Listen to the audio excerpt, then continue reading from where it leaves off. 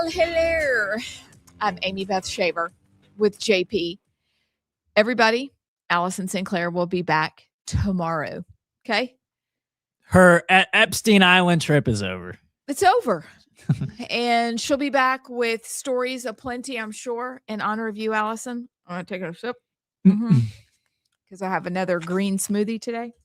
I went back to the OG. I like the one I had yesterday, but this one is good.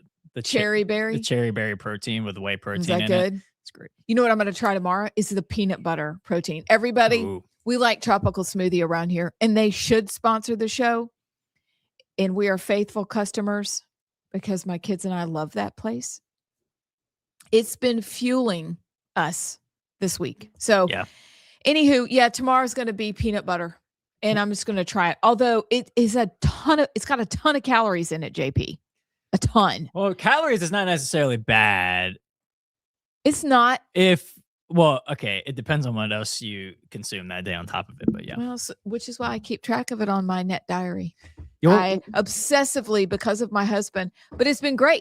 I keep track of what I eat so that I can't kid myself, or I go, ta-da, I have 500 more calories.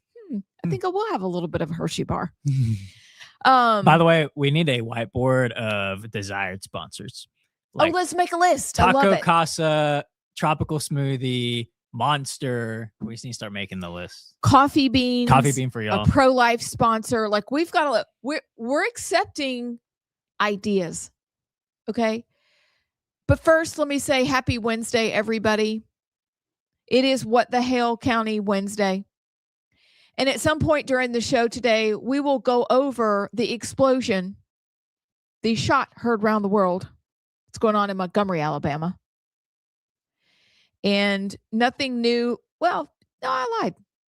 New things have happened, and we're going to talk about it. Like somebody stepped down, resigned.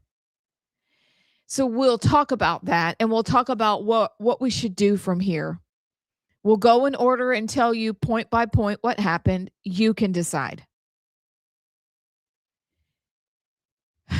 We have news. Iran is in the news. JP put together a banger montage, which is really more of a what happened in the last 21 hours. JP, we could call it the last 21. That's true. We could call it 21. Anyway, we've got that for you today. And we have a guest at 4:00. One of my favorite people in the world is going to come on the show. And I'm going to bring out a little known fact that you may or may not know about this wonderful person. But to start the show off beyond Tropical Smoothie talk, I have some news, JP. What's that? I don't know if guys ever feel like they should clean. No. Okay. You hate cleaning, don't you? Oh, man, I do not clean at all. So I, this morning, as soon as Chris left, he leaves at 6:30. And I do a lot of things in the morning. And this morning, after I'd mopped, I decided, you know what? It's time to clean the coffee maker. Dump some vinegar in with water, run it through a cycle or two, get it nice and clean, ready to go. Coffee will taste delicious again. And you know what I did? What's that? I was pulling out my coffee pot on my Ninja coffee maker, and I whammed it by accident into my countertop. The hot water that I've been using, the vinegar water mixture, splatted everywhere. Oh, no. And I broke my coffee pot. No. Broke it. It was completely verklempt. Had to figure out right quick how to make French press coffee in those little small coffee makers. So thank upsetting. God we have 3. We have that little tiny Italian Bialetti that they sell at Target. Mm-hmm. If I really want to get jacked up and have espresso. Mm-hmm. Then I have some other thing. I don't know. Chris gave me. I have no idea. But I did French press. So I'm fine. It's probably why I have a headache, because I got such a heavy dose of caffeine. That's actually probably why. But I broke the coffee pot. I was verklempt. I had to call my daughter. My oldest, I have 3 daughters, 1 son. But I had to call my oldest daughter. I was like, you will not believe what I've done. That's so upsetting. But you know what she said that cleared it up for me? What's that? Hey, Mom, this is my married daughter. Has given me 2 beautiful granddaughters. And I know one's only 10 months old, but let's get after it so I could have more grandkids. Okay. We're ordering some more chickens. Really? I have 2 chickens right now left out of 10. Nobody judge me. All right. 2 left. 1 was a rooster. My dogs may or may not have gotten to some of them. 1 just bit the dust in the cold, even though, yes, we have the light. We have a beautiful coop. I love it. I love chickens. You guys know the drill. Chicken keeping isn't just easy. I'm sure we got a lot of chicken pet owners in this audience. Love my chickens. So I have 1 given to me by an old listener, and this chicken's name is Randelia, after our friend Randall. Randelia. And then I have my last beautiful chicken. Randelia is, I'm even blanking on the name. Wyandotte. I don't know. Anyway, I've got Olive. So I have 2 left. And so when I told Emmy my news about breaking my coffee pot, she said, well, Mom, it's probably about time for some new chickens. So we're going to get some frizzles. We are going to get a couple Easter eggers. And then we're going to get, because my husband really wants a red chicken, not a rooster, a red chicken, some Orpingtons. Oh, yeah. So I'm kind of jazzed about it. And I told Emmy they won't be here until April. I said, some girls unbox on Instagram and they unbox their outfits and they're adorable and they're super cute. And they're like, let me show you my haul. Our unboxing is going to be chickens. That's great. We need to post it on Rightside stuff. So could I'm asking for accountability, and listener friends, I'm asking for accountability. They've been after me for a while. Film the dang chickens, you woman. got to, yeah. But our second unboxing will be all the sourdough that we bake on the weekends. Yes, we are trad wives. We don't care. This is fun. Our unboxing will be our little chicks because we order them and they will come to us in the mail. Isn't that fun? That is fun. So I told her maybe we'll do 6 and 6 because one of them's going to bite it in transport. Yeah. They always die on the way home. I'm sorry. Yeah, they're chickens. How do you safely transport chickens? Then we will have a rooster. One of us is going to end up with a rooster. And the rooster will have to go live with someone else. But I'd like to resurrect the greatest chicken name in history. I thought was a boy, but it was a girl, so I had to change the spelling of her name. And I'm resurrecting this. It's going to be part 2. Dale, Dayle, Dale Earnhardt. Okay? That's a great chicken Number name. 2. And then we had Aaron Rodgers, but we spelled it ERIN, Rodgers. That's going to be a part 2 because I'm sorry. Those were great names, but those chickens, maybe Emmy still has Aaron Rodgers. But if you want to go ahead and message us the last 5 names, because I'm like, Hill to Die On, Dale Earnhardt, part 2. DE2. That's good. What else am I going to name them? We have until April 5th. Okay. We got a little bit of time. I got a name, but it's probably an off-air name. You sure? Can you give me initials or no? No, it's just, think of another word for chicken. Okay. You know what my husband likes to call them is rotisserie. That's good. So then I had another kid. They were like, nugget, chicken nugget. Nugget, I'm like, yeah, guys, they're my pets. They gotta be. My kids have left me. Now they're grown and flown. It's great. I planned it. I didn't plan it this way. When I said when they were 4, I wanted them to be independent adults and that's how I was going to raise them. I didn't actually mean it. So now I have chickens and dogs. There's you can name them like Popeyes, something like that. It. You know what they? Okay, I love it. This is the actual name. Okay, before the FCC, whatever. When South Carolina, the Gamecocks, was changing their name of their mascot, they did a student poll of all of these different, like 4 or 5 different names, and one of the names was Cock Commander, and they got funny. 98% of the vote of students voted for it, and they decide, okay, we're not doing that. They decided against it. And we lived in South Carolina. They love the Gamecocks there. Yeah. But what did you think? You were going to have that as an option for college students? What do you think they're going to vote for? I mean, yeah, like drumsticks. Come on. Somebody looked over and was like, okay, we can't do this. That's funny. Yeah. So I am asking for your help and accountability. Send me 5 banger names for the chickens. Oh, you're going to get some good 5. jokes. And then when Emmy and I unbox, we will hold them up.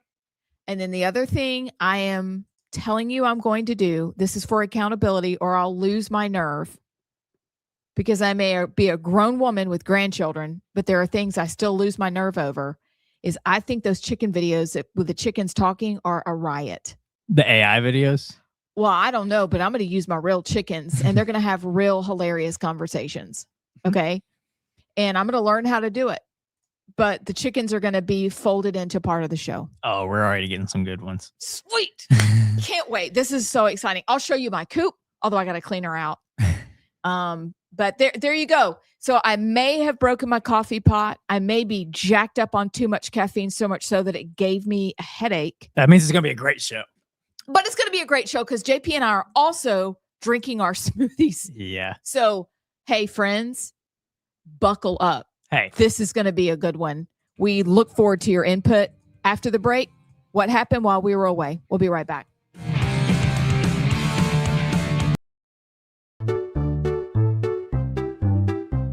How Paul Breyer and his team at Inspire Advisors.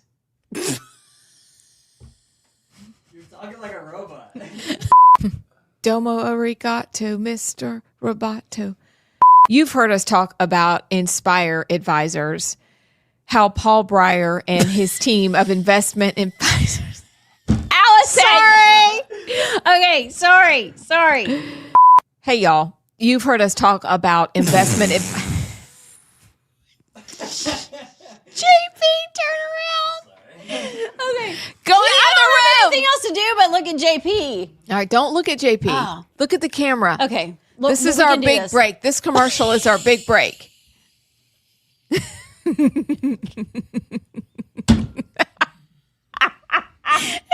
even funny. Okay. Hey, y'all. You've heard us talk about our friends. Howdy, y'all. Hey, you've heard us talk about Gang, Inspire Advisors.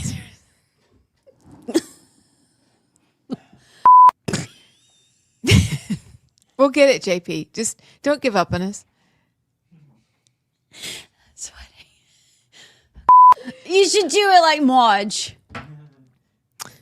Okay. Hey, my friends. You've heard us talk about Inspire Advisors. How Paul Breyer and his team at Inspire Advisors will help you grow your investment portfolio while also screening out companies that don't match your Christian values. Paul and his team are experts at what we call biblically responsible investing. And they are offering a free class for a limited time just for you.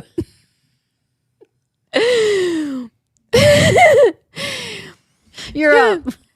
Check out the class and register for free at www.moneypatternwealth.com. It's godly. It's conservative. It's financial freedom. Again, you go to Inspire Advisors at www.moneywealthpattern.com and check them out and tell them Rightside sent ya. What is that?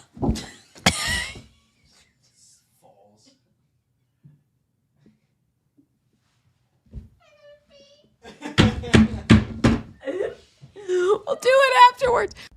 There are those in the immigrants' rights community who have argued passionately that we should simply provide those who are illegally with legal status, or at least ignore the laws on the books and put an end to deportation until we have better laws.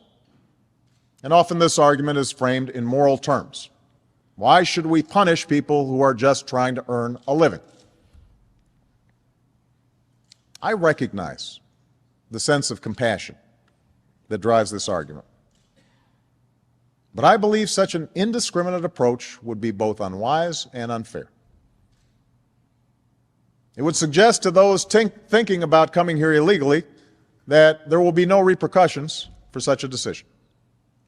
And this could lead to a surge in more illegal immigration. And it would also ignore the millions of people around the world who are waiting in line to come here legally. Ultimately, our nation, like all nations, has the right and obligation to control its borders and set laws for residency and citizenship.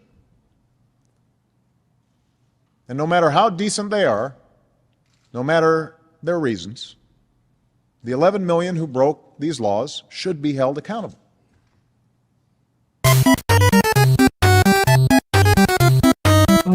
What is the bigger threat to America right now, American values, American life? Islamophobia or jihad? I think we have to focus, quite frankly, on, if we're worried about the threat to American values, on the person who's in the White House. What an idiot! Sometimes people come up to me and whisper, does it matter if we don't believe in the virgin birth? No, it doesn't matter in the UCC for sure. There are some Christians to whom it really matters. But in the UCC, we feel like the most important thing about Jesus is paying attention to how he lived his life. And the details around his birth are things that we can find meaning in, but the meaning might be symbolic. What? Hannah Moore believes she and other SNAP recipients should be able to go into the grocery store and buy whatever they like. Soda, candy, prepackaged sweets, prepared desserts, and juice with less than half of natural fruit or vegetable juice in it. It's not even cool. Like, why they do that? Welcome back to Rightside Radio. I am Amy Beth Shaver with JP. And before we get to the montage, some of y'all have some incredible chicken names. Also, my chickens are coming on March the 9th, everybody. My daughter corrected me. Thank you, Emmy. March the 9th is unboxing, and we've invented all kinds of things to do, but y'all are sending hilarious chicken names. JP, what you got? If y'all want to text in your chicken names, text to 833-687-4448. We're trying to come up with names of Amy Beth's incoming chickens. Red from Tony says rotisserie. Bama Grant from Huntsville says Cluck Norris. That's funny. Aaron from Madison says, how about Gordon Blue? Congratulations on finding something else to nurture, he says also. Thank you. Lisa from Huntsville says her friend named one of her chickens Hunnin. She said it was because Hunnin was spicy and had an attitude.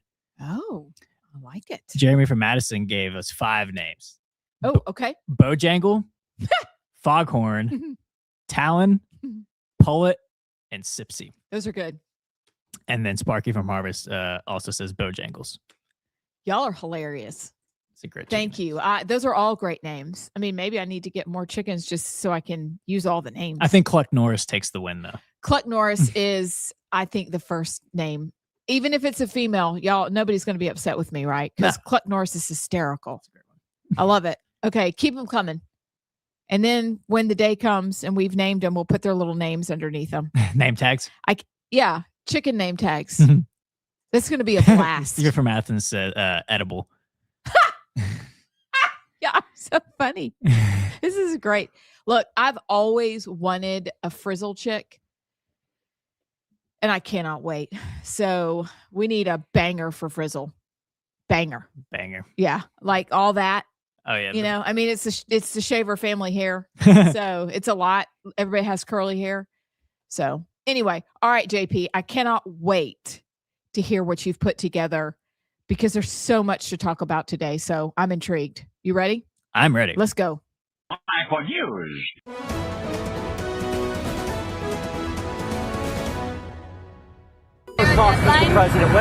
already started. Do you want regime change in Iran? Well, it seems like that would be the best thing that could happen.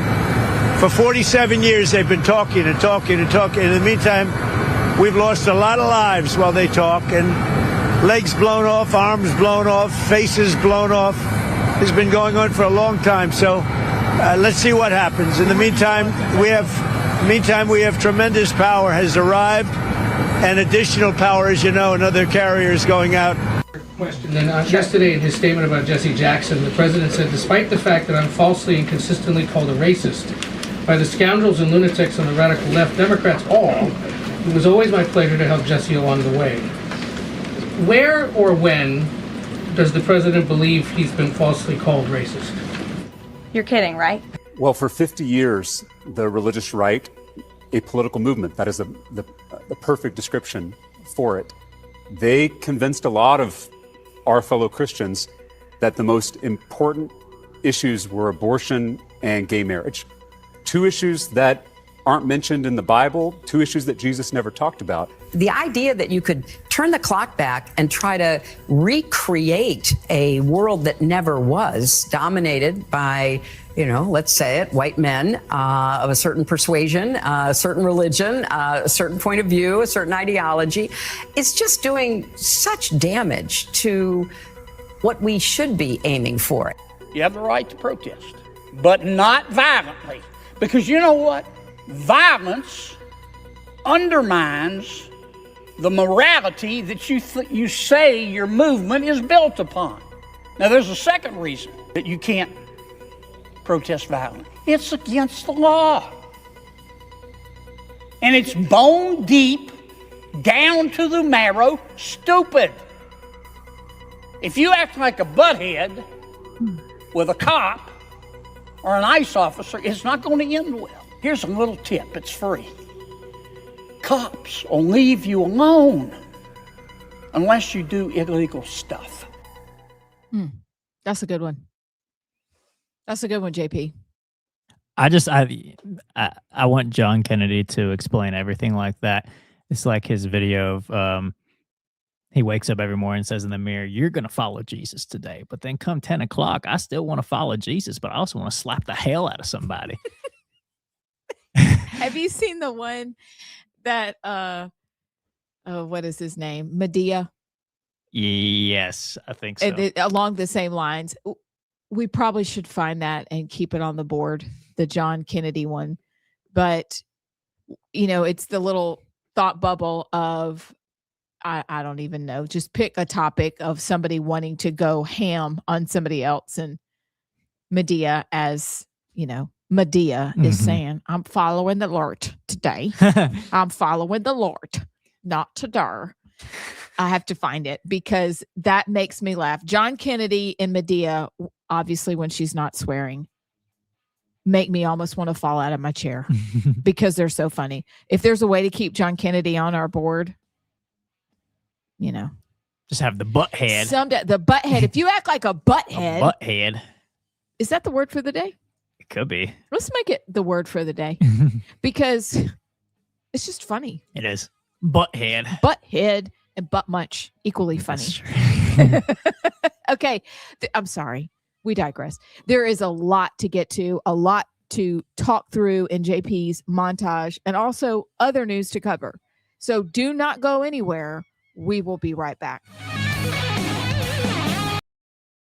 Point of food stamps if it's just for real food. That doesn't make sense.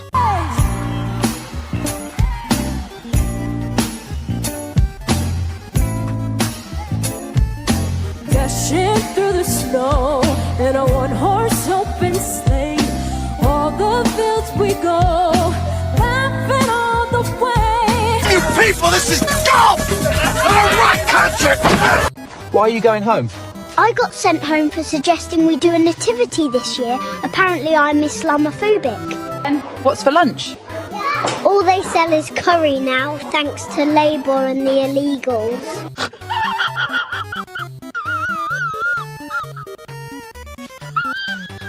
We all know the story, right? 1955, Montgomery, Alabama. Rosa Parks, she's this tired seamstress. She refuses to give up her seat to this white guy. Rosa Parks was a calculating revolutionary whose actions were part of this broader left-wing conspiracy, but the myth that we're all taught is designed to hide this and the radicalism that created it so that we're taught, some feel-good narrative when we're in kindergarten. You look at MLK and Stanley Levison, who was the CFO of the Communist Party of America, who used Martin Luther King. I mean, he wrote part of the I Have a Dream speech, and he kind of saw MLK as a tool or puppet.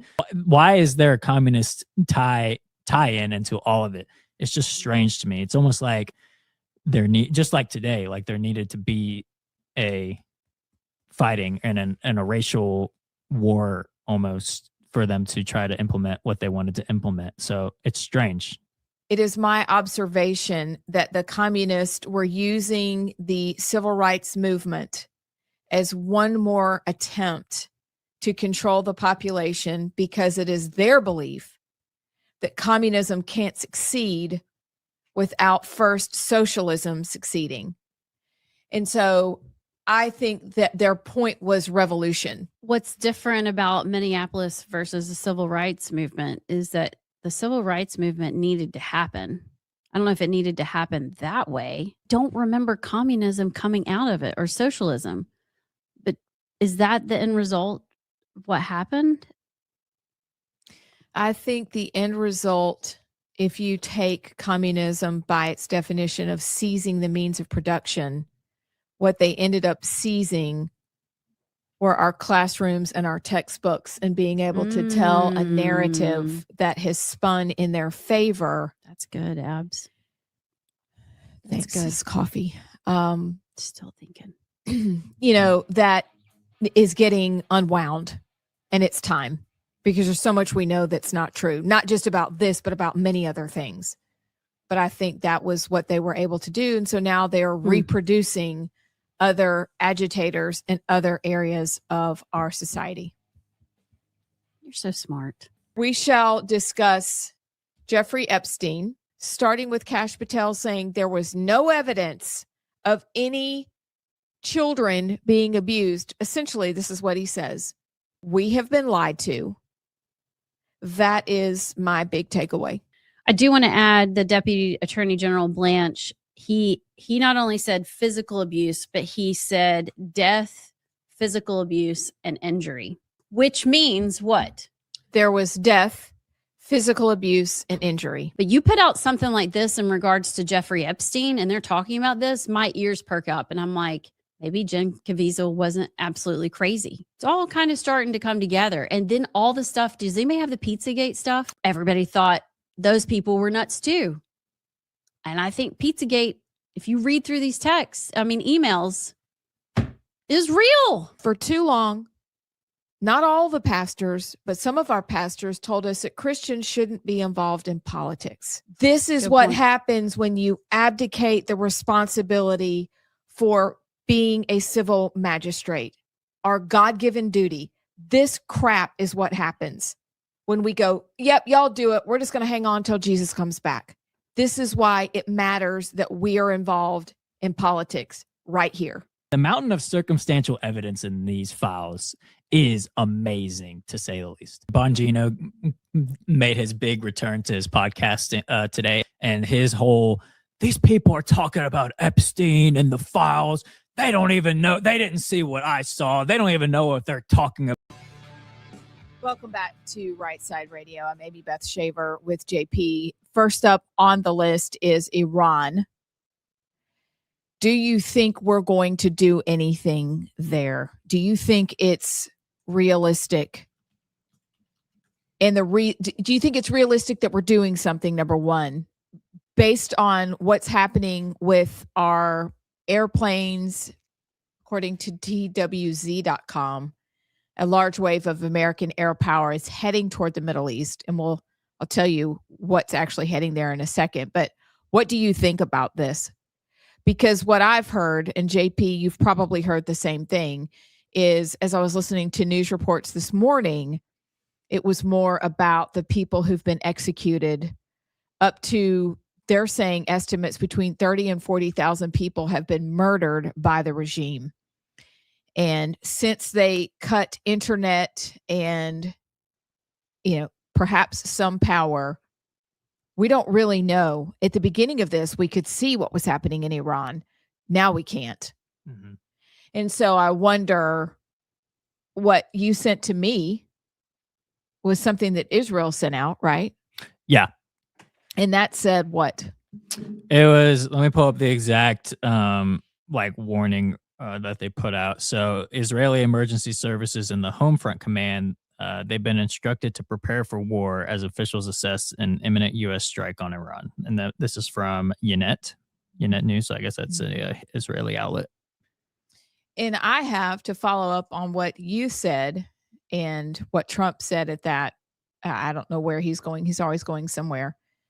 But what TWZ.com is reporting, that online flight trackers are showing E-22 Raptors, F-16 Fighting Falcons, E-3 Sentry radar planes, and a U-2 Dragon Lady spy plane, either in transit across the Atlantic or newly arrived in Europe. In addition, as you have said for weeks, JP, you've been so on this. In addition, a 7th Arleigh Burke class guided missile destroyer, the USS Pinckney, which, by the way, if you've lived in the Carolinas, that's a very familiar name, as that's a very old family. But the USS Pinckney has recently deployed to the U.S. Central Command Area of Responsibility as well, a U.S. Navy official told us. So we don't know exactly what's going to happen. But what do you guys think is going to happen? So that's question one. What do you think is going to happen? What should happen? JP? So for weeks we've seen this slow buildup of, like, the USS Lincoln went over there. The George H.W. Bush, I believe, was the other one that is now, or it's at least on its way to the Middle East. So we've seen a slow buildup of military force, and there's been like several instances over the last couple of weeks where people have been like, oh, it could happen tonight, it could happen tomorrow. I was not really convinced that, whatever reason, it would set off them, but the US and Iran have been in talks and negotiations about nuclear discussions ever since the protests really started, and when Trump almost pulled the trigger on attacking in January, and then said, no, let's have talks first. So they've been having several rounds of talks. They met in Amman not too long ago, but they had a meeting. So Jared Kushner and Steve Witkoff met with Iran's foreign minister, Abbas Araghchi, for 3 hours in Geneva on Tuesday. And essentially the gaps are so wide because, so Iran, their nuclear facilities had been destroyed by America. Everybody remembers last summer. However, the enriched uranium is still out there somewhere.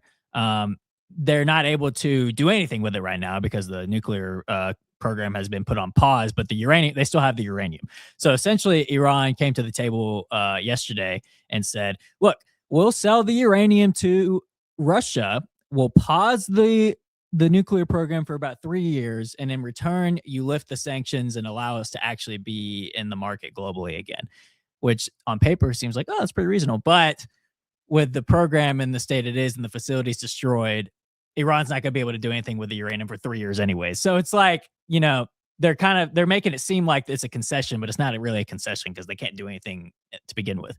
The U.S. saw through that, and the U.S.'s stance is simple: stop your nuclear program altogether, or we're just going to go to war. That's it. So there's no in between. There's no budging. You stop your nuclear program and commit to that, or we are just going to go to war. And Iran is not willing to abide by that. And so it was after this meeting went south yesterday that this Axios article came out today that says Trump moves closer to a major war with Iran, basically saying that a major war in the Middle East could begin very soon. Apparently, Israel is expecting it to be within a couple of days. I would expect it to be probably before the end of the week, honestly, because we've got the largest force in the Middle East since 2003 over there right now. We've got two aircraft carriers, a dozen warships, hundreds of fighter jets, and multiple air defense systems over there. And here's the thing, too. You don't just put these resources over there to put them over there because it's really expensive to do that. So this is a lot of money just to have them over there, and especially the largest buildup since 2003. They're not just doing it to do it. I think the time for diplomacy is coming to an end because I think both sides realize there's no real middle ground that we're going to be able to come to here. So I would expect, I could be wrong, unless some miracle happens and Iran has a revelation, decides to give up its nuclear program, or Trump has a, I don't know, changing of tune in terms of you can have your nuclear program. Well, whatever. I don't see any of those happening. So it could be today, could be tomorrow, but there's still some forces on the way over there. But I don't think you put these over there just to go over there. And by the way, here's the last caveat. It's not just going to be an airstrike like we saw in July. This is going to be a war. This is going to be a war. You don't put all these resources over there just to do some targeted airstrikes and get out. Like, there's going to be ground forces. And the goal, the front is the nuclear program, but the goal for Israel and the United States is regime change. Yes. So I think that's ultimately what they're going to go after with this war. So is this another example of something we did 50, 60 years ago? I mean, I was a baby when this happened. And so we're going back in to clean up the mess that perhaps we set in motion. Yeah, I mean, you could look at it that way. I mean, is that unrealistic to consider that as one of the possibilities of, I mean, because most people are like, we don't want to go to war again. Mm-hmm. But it seems like an observer's point of view that we get into scraps with people. Now, this one could be argued because of their inability to abide by, hey, we're not going to talk anymore. There's no more room at like, we're done. Nuclear, schmuclear, whatever. They're murdering people. Apparently, they're running in. The Iranian regime is running in anytime. The longer that we take to get there, the more it appears they're running a propaganda offensive, saying that man who said he was coming to help us isn't helping us. I don't know if you've heard this, but I was listening to the Daily Wire this morning, and they're saying, one of their guys was saying, that's what they're doing. The longer Trump delays coming in, the quicker the Iranian regime are saying, you're being ignored. Nobody's coming to help you. Whatever. Okay, be that as it may, that may be true. I have no idea. I don't want to fight another ground war. I don't think that we are the world's policemen, as we've said often on this show. But I can't help but wonder, the more we go down the rabbit hole, the more we understand the things that have been going on in this world for about 100 years. There's some op always at work. Mm-hmm. Is this just another example of us going back in to fix what we may have started in the 70s? Yeah, I think so. I think, and listen, when I've said this before, but whenever we talk about conflicts like this one in particular in the Middle East, I try and I encourage the listeners to not look through it through the lens of Iran good, Iran bad, because obviously I'm not supporting I'm not a fan of the Iranian regime. I'm not a fan of what they're doing to the protesters. However, when we talk about my country getting involved militarily, that's where I look through it. That's the lens I look through, because this is really Israel's problem. Yeah. This is Israel's enemy in the Middle East, and it is Israel's rightful, it is in their interest to regime change Iran. Great. You do it. I don't understand why the United States has to go in and do Israel's job for it in the Middle East. I don't get it. And it's a theme, if you look at the past Middle Eastern conflicts America's been involved in, it's circular reasoning too, because some people may say, well, they chant death to America. They hate us and they want, yeah. Why do you think that is? Because we do what we're doing right now. And it's not a coincidence either that we did the strikes last summer, kind of went quiet for a little bit. And then about 6 months later, we saw the protests come after it was all quiet on the Israeli and United States front. And then as the protests start to dwindle a little bit, now we're about to go in. So I do think it's all coordinated. I think the protests were Mossad and CIA produced, which fine, fair enough. That's what they're for. But if you're asking, should the United States go to war with Iran to have a regime change and stop their nuclear program? I think it is completely outside of America's interest to do that. A, because it's expensive, how many people we have over there, how many resources we have over there. But that's all the resources that just left our hemisphere to go to the Middle East over this. So I think Israel needs to handle this on its own. That's my take of it. So don't think of it through the lens of, am I pro-Iran or bad Iran? Because you can be anti-Iran and also be anti-America getting involved in this because it doesn't need to. I personally am anti-Iran and pro-Israel handling this on its own because I think it's fully capable to do that. I don't see why America has to be involved in yet another Middle Eastern war. I don't think it's pro-American interest. Yeah, we don't have to attend every circus we're invited to. But I also think there would be less fatigue if we were very selective about who we helped over the years, but we're not. We're on several fronts at the same time. And so there's fatigue. But we are for the Iranian people and we are for their freedom. And if they're going to fight for it, then they have to fight for it. But this is horrific. The reports on what's going on the inside, horrific.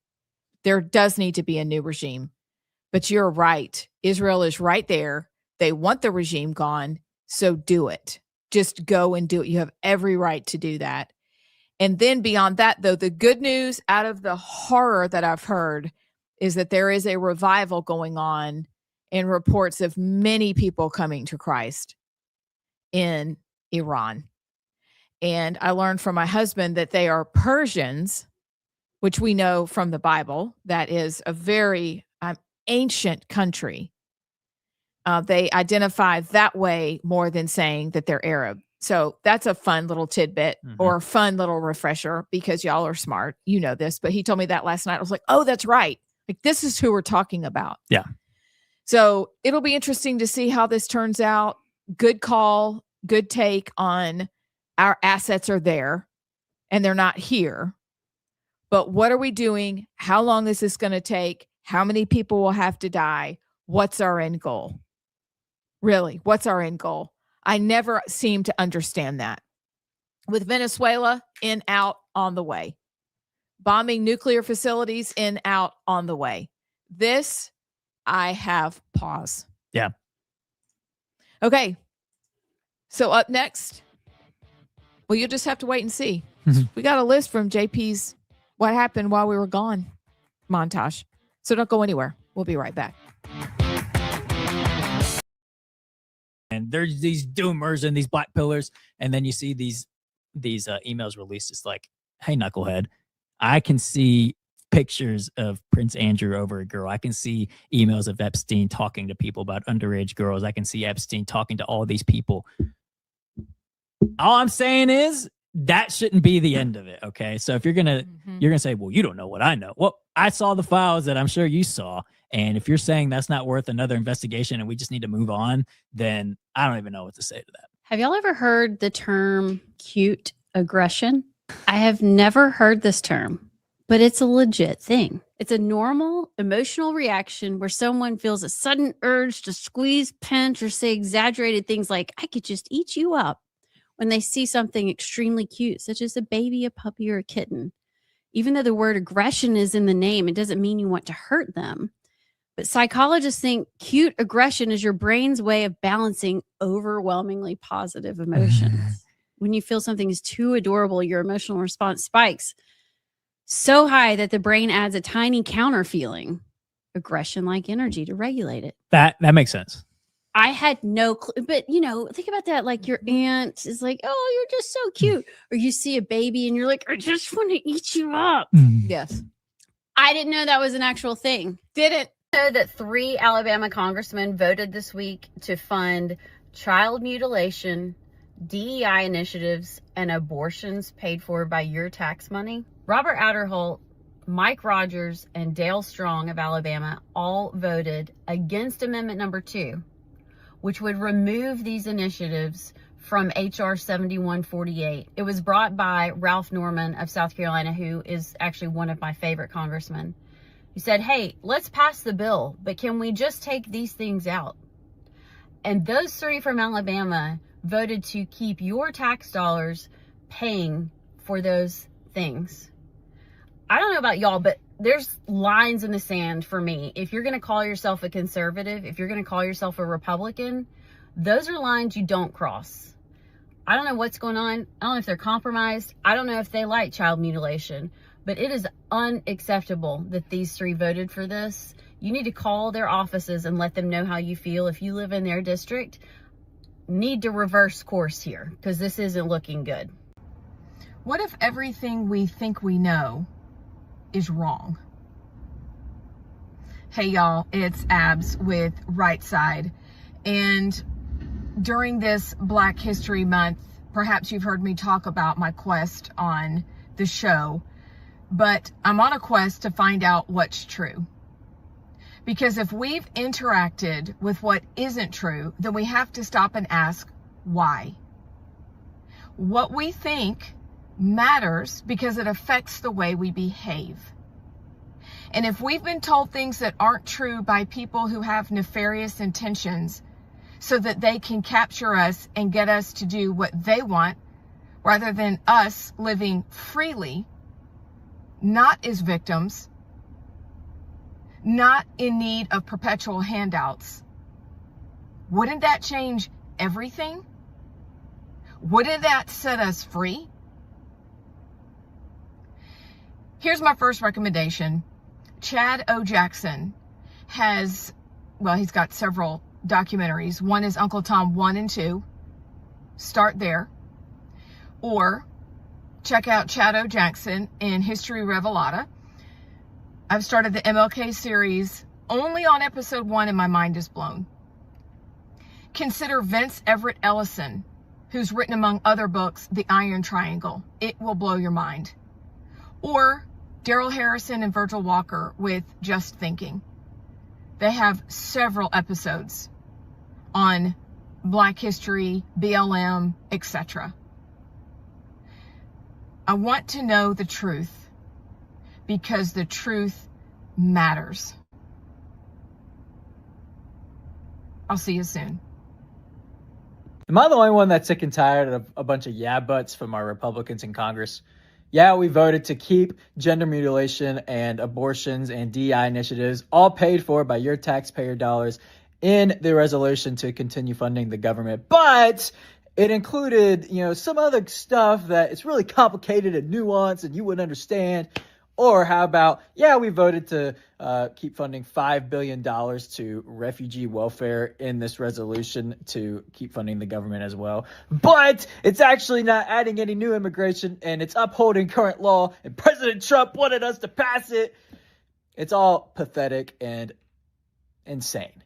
If you're a Republican in Congress and you are voting for this crap and you lash out on your constituents that are calling it out, then the problem is not us, the problem is you. If you don't know what I'm talking about, go look up Amendment number 2 to H.R. 7148, which was an amendment to withdraw gender mutilation, abortions, and DEI initiatives from this resolution to continue funding.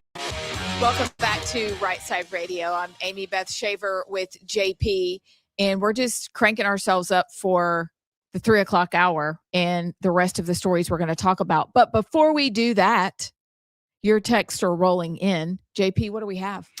We start off the show with name suggestions for Amy Beth's incoming chickens.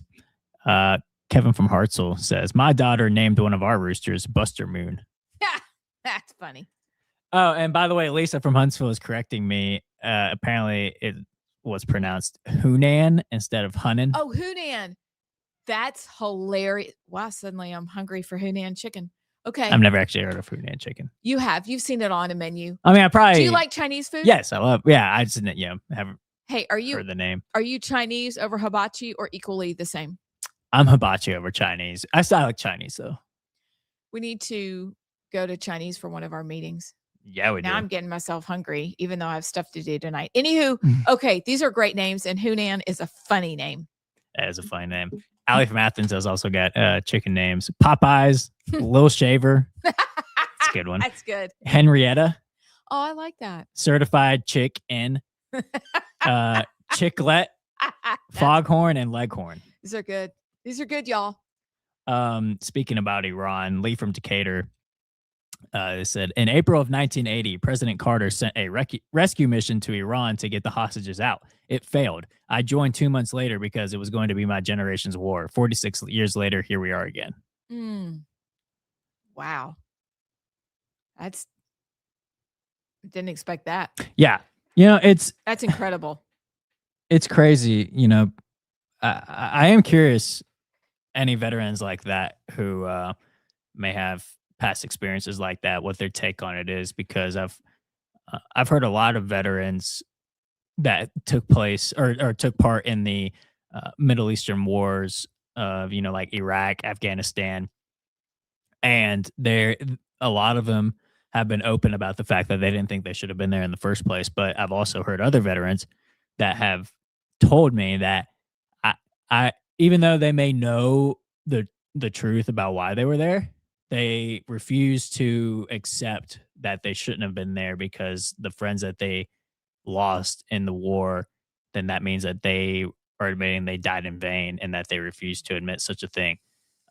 So I'm curious if any of our listeners, I know such a large veteran base, of what their thoughts are on this. I mean, I'm sure we've got a lot of people that have had family members that have partaken in the wars in the Middle East. It's one thing as an outsider to think about it, but then somebody who's been there, done that, has skin in the game. I'm curious as to what they think about all of this. Dustin from Hazel Green, he says, just wanted to say, watch the airspace over Iran. When it gets cleared and everything diverted, that should be the first sign something's in motion. It says you should see what flight trackers are over Venezuela looked like if you haven't already. So. Oh, wow. Okay. This is very wise. So you're right. I would love to hear from the veterans. What do you guys think should happen? Like, what's the best possible thing? Wave your magic wand. What should happen? And yes, I think we should follow the flight trackers over those areas to see what's going on. But y'all have so much insight and you have a better understanding of what's going on. And so we'd love to hear it. But I don't know. I remember when when Carter sent you guys to help and it was a disaster. I remember when Reagan was sworn in and the hostages were released. I remember that. And I remember hearing echoes even then of this was about oil. Then the Ayatollah is there. And then suddenly this country that looked like the Riviera of the Middle East because it's so beautiful. It is. And I've read a couple of books, fiction, but based on the overthrow that happened, the coup that happened. And you hope that she can be herself again, that place where Queen Esther hailed, that was the center of the universe at one point. So share your thoughts. Let us know what you think should happen. After this, we've got 7 other things on the list. It's a great number. So we'll meet you back here in a few minutes. And members of our own Alabama delegation, including Dale Strong, Robert Adderholt, and Mike Rogers, all voted against it and had a bunch of yeah buts in response to that, of course. And then also go look up the $5 billion in refugee welfare that passed the House to be included in the resolution to continue funding the government, which every single member of Alabama's House voted for this. That's right. All members of our Alabama delegation in the House voted to continue funding it. Props to Tuberville and Katie Britt in the Senate, though, that voted against it. But when you call out this stuff to representatives, in our Alabama delegation, and their response is to lash out and become petty because they're simply calling this stuff out, I'm sorry. The problem is you. And I don't know, maybe you're not cut out for politics because the yeah buts, we're sick and tired of them. And all you're saying with your yeah buts is that this thing means more important than stopping funding to refugee welfare to the tune of $5 billion of your taxpayer dollars. Just saying. The Democrats, when they're in power, don't have a bunch of yeah buts. They just get stuff done for their side and destroy America. Meanwhile, when Republicans try to save America, it's just a bunch of yeah buts to continue funding the crap that Democrats want to fund. And you know what? We're sick and tired of it. In case you missed it, Alabama, all 5 of your Republican congressmen voted last week to continue funding refugee welfare. Yes, to the tune of $5 billion. Barry Moore, Gary Palmer, Dale Strong, Robert Adderholt, and Mike Rogers, Republicans, all voted to give $5 billion in your tax dollars to refugees in America. I don't get it. With all that's going on in Minnesota, how in the world can a conservative continue to give into programs that are obviously fraudulent and being used against America? To me, this borderlines on treason, and I'm not trying to be dramatic, but we are not representing American people anymore. When we're $39 trillion in debt, and we're giving billions still to people that aren't even American citizens. And here's the worst part. Probably your congressman, if you call and ask why they voted for House Resolution 7006, they're going to say, well, there were some really good things in there for America.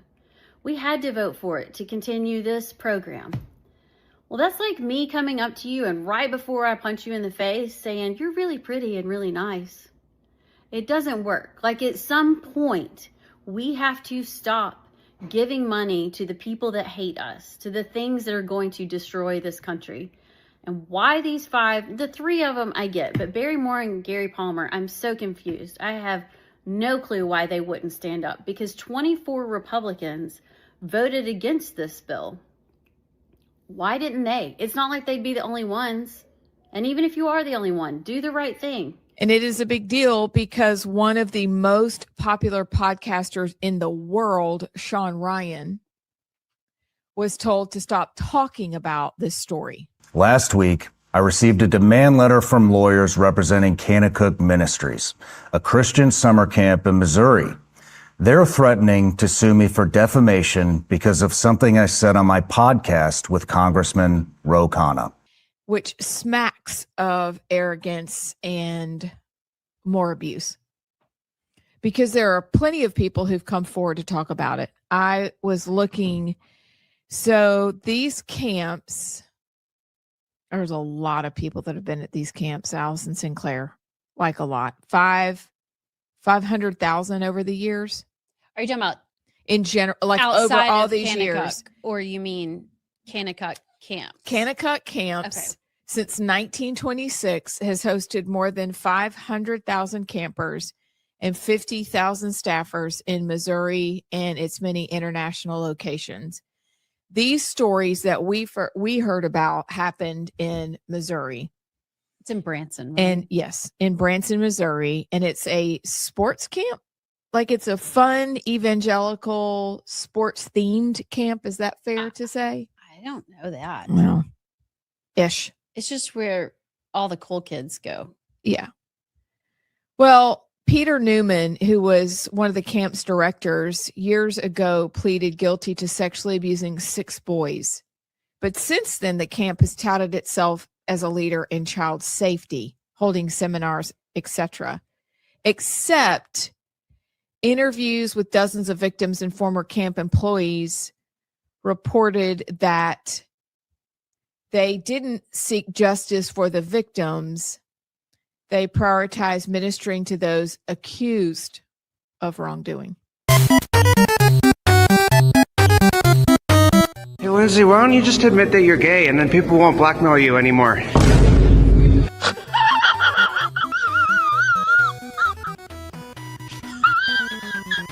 Start shooting. Just start shooting. Honestly, at this point, you don't have anything to lose because they're already going to shoot you for doing nothing. Start shooting back. I don't know. Stop it. Get some help. Abortion is an act of love. Abortion is an act of love. Abortion is an act of love.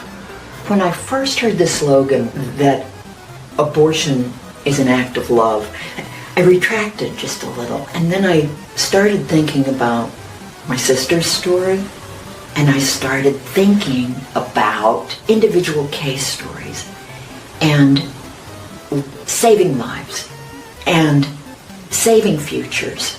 That abortion can be the most loving act that we can have. I beg your pardon? Is it the position of the ACLU that people should have to be U.S. citizens in order to vote in Arizona's elections?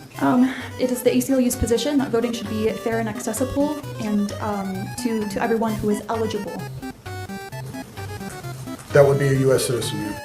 That doesn't make sense. Donald J. Trump calling Thomas Massey a moron at the National Prayer Breakfast. That's the thing. It was this morning. Now, no matter what we do, this moron, no matter what it is, we could put them all together. I think, Mike, what? Welcome back to Rightside Radio. It is 3 o'clock, a little after 3 o'clock. Glad y'all are with us today. So next up on the list, and by the way, keep your text coming. We'll read them again in a little while.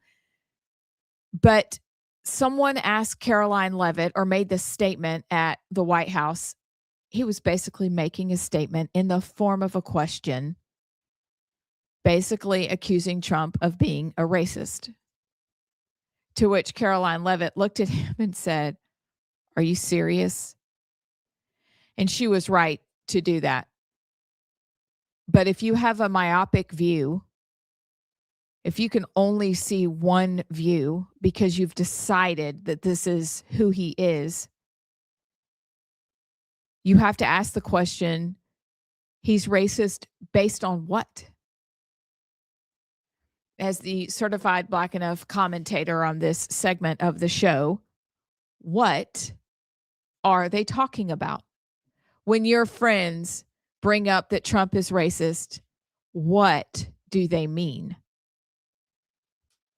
Leo Terrell, a Fox News contributor, praised Trump. This is just 35 minutes ago at a White House Black History Month event.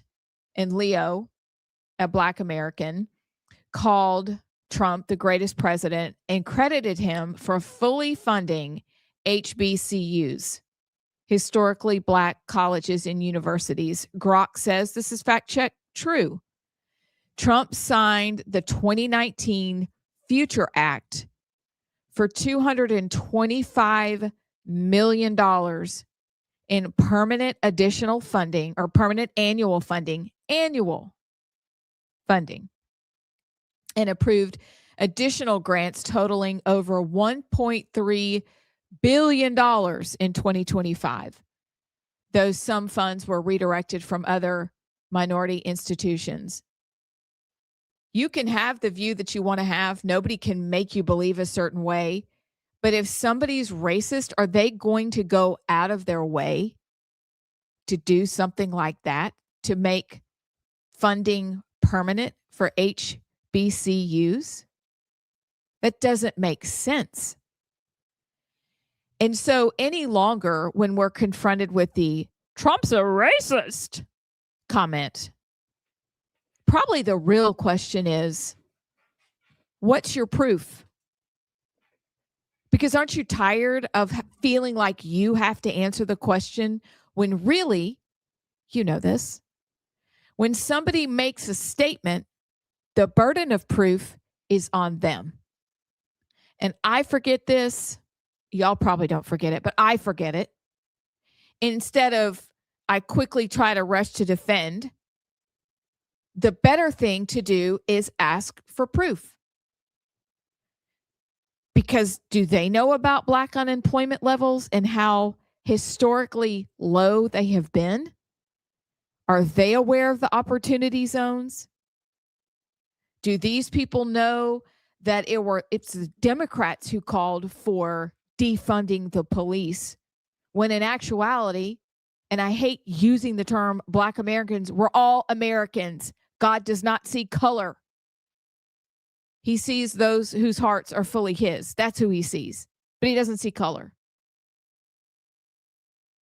Do we not want to talk about all the things, though, that he has done? Like he wants to ensure the safety of Black Americans who say, we do not want you to defund the police.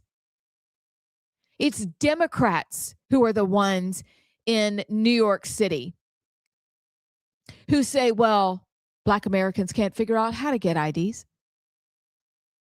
Meanwhile, the reporter goes down, Amy Horowitz is his name, goes down to Harlem and says, do you know how to get You know how to get an ID? We played it last week. Yeah, they all do. They're the ones that are claiming disenfranchisement. How? Do we not all have the same educational system, crapshoot though it may be, advocacy training though it may be? Do we not all have the same thing? Or are you guys actually admitting that actually our education system is a dumpster fire? Because if it is as good as you say it is, then it should produce results, meaning students who are equipped for any job that they're faced with, any task that's put in front of them to do any kind of work. Do they know that? Do they know that it is inherently racist to suggest that somebody cannot get an ID? They're attending your schools. So my suggestion today is to ask questions when people make foolish statements. I'm not going to go into the fatherlessness. I'm not, because we all have issues in our own communities, each and every one of us. That is a huge issue. And do you know who kicked out the fathers? LBJ. He kicked out the fathers. He rewarded single motherhood, and he kicked fathers to the curb. He wrecked the American family. Because at the turn of the century, do you know who was thriving, turning into the 1900s, not the 2000s? It was Black families that were thriving. They were more married. Their children were more successful. And then LBJ got involved and on recordings behind closed doors said that the things that he was doing, which were diabolical and brilliant if you're the devil, changed the fabric of America permanently unless we choose to make change. So for the people who suggest that Trump is racist, and don't get us started, because y'all know this, who started the KKK? Wasn't the Republicans. Please ask, what proof do you have? And then when they have none, you and I get to rattle off all the things that their party has done. I am not saying Republicans are perfect. We're not. We have huge problems. They're just different because we're all wretched, really. But one side, I'm sorry, is more biblically based. They do not believe you should be able to murder your children. And they do not believe that marriage can be between anything other than a man and a woman. So we'll just start right there. Oh, and that book also teaches that if a man won't work, he shouldn't eat. I'll just leave that there. But these are the things we can rattle off when we're confronted once again, after we ask for proof. What proof do you have of racism? We get to rattle those off. And then we stand there and we wait with a smile, perhaps. So that's just me. What about you? It's good. I agree. I mean, look at all the people who are calling Trump a racist now. They were all friends with Trump in the 90s. Isn't that cute? Like Oprah Winfrey and... went to each other's weddings. Yeah, exactly. And the Clintons, they were friends with Trump, so he wasn't a racist then. But now, obviously, when he's the Republican candidate, he is now obviously a raging racist, as if anything changed from when they were friends with them. Nothing changed. Racist kind of became like and it still is. There's a lot of people who haven't been in the mix of politics that still, if they're called a racist, it is a like an ugly thing you're calling me. But like people like us, it's like completely desensitized and the word has lost all meaning. It's kind of like calling everybody a Nazi and calling you a fascist. When I honestly believe it's another part of their communist playbook. If you desensitize people to the meaning or the actual meaning of racist, fascist, Nazi, then the soldiers of the left, the communist soldiers, will just spout out racist, racist, racist, racist, and it will scare you into silence. So I think Trump was just another was the prime victim of that, because not only were they trying to destroy him, but destroy his movement and his followers. So yeah, I agree. There's no actual proof that they have of Trump being a racist. It's just another word that they use to try to smear him, but also scare his supporters into not supporting him. But it is interesting though. I mean, he was friends with Jesse Jackson. All the people like I believe it was Hakeem Jeffries and others that spoke about Jesse Jackson yesterday. They're the same ones that are calling Trump a racist, but Jesse and Trump were friends. So it doesn't really track. It doesn't track. And I think the other thing we can do, as you were speaking, made me think when you were saying the words fascist, Nazi, racist. Has anybody ever tried what I'm about to ask? If anybody shouts that at you or says it online, do you ever just say back, project much? Yeah, right. Because that's all it is. Gaslight much? That's all we got to do. I know what you are, but what am I? Yeah. It's ridiculous, but we have to be done being made to feel like we have to explain. They owe us an explanation for their statement. And after they've given some silly, senseless, because they don't have one, explanation. Well, he does mean things. Okay. He says dumb things. Yeah, he does. So do all of us. We all do it. Then we get to rattle off the truth. Be armed with the truth. And I know it was talking about our faith, but we also have to be ready to defend our beliefs after we've asked them for a defense of theirs. It's very simple. Okay? It's good. Okay, you guys, there's more to go. We have a guest at 4:00. Like the day's rolling. Don't go anywhere. Oh, and your text too. We'll see you in a minute. The top 5 things, name them. We'll put them in one bill, and we'll put them before we get 100% vote, except for this guy named Thomas Massey. There's something wrong with him. Why we got to be like that? Yeah. I guess because I thought Massey did the right thing. We were calling all of Congress out yesterday for allowing, what was it, $1.3 trillion to go to scholarships for higher education for underprivileged kids in Egypt. And that's what Trump is saying. Massey's a terrible person. Massey went through, he voted, or he put an amendment out to make it so the government can't put a kill switch on your car. Congress voted it down. The Republican majority voted it down. So why is he an idiot? And even if he said moron. I'm sorry. Is there a difference? Probably technically, but I don't know. Hey, Siri. What's the difference between a moron and an idiot?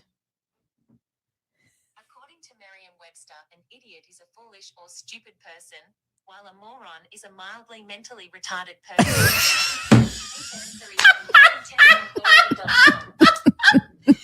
Wait.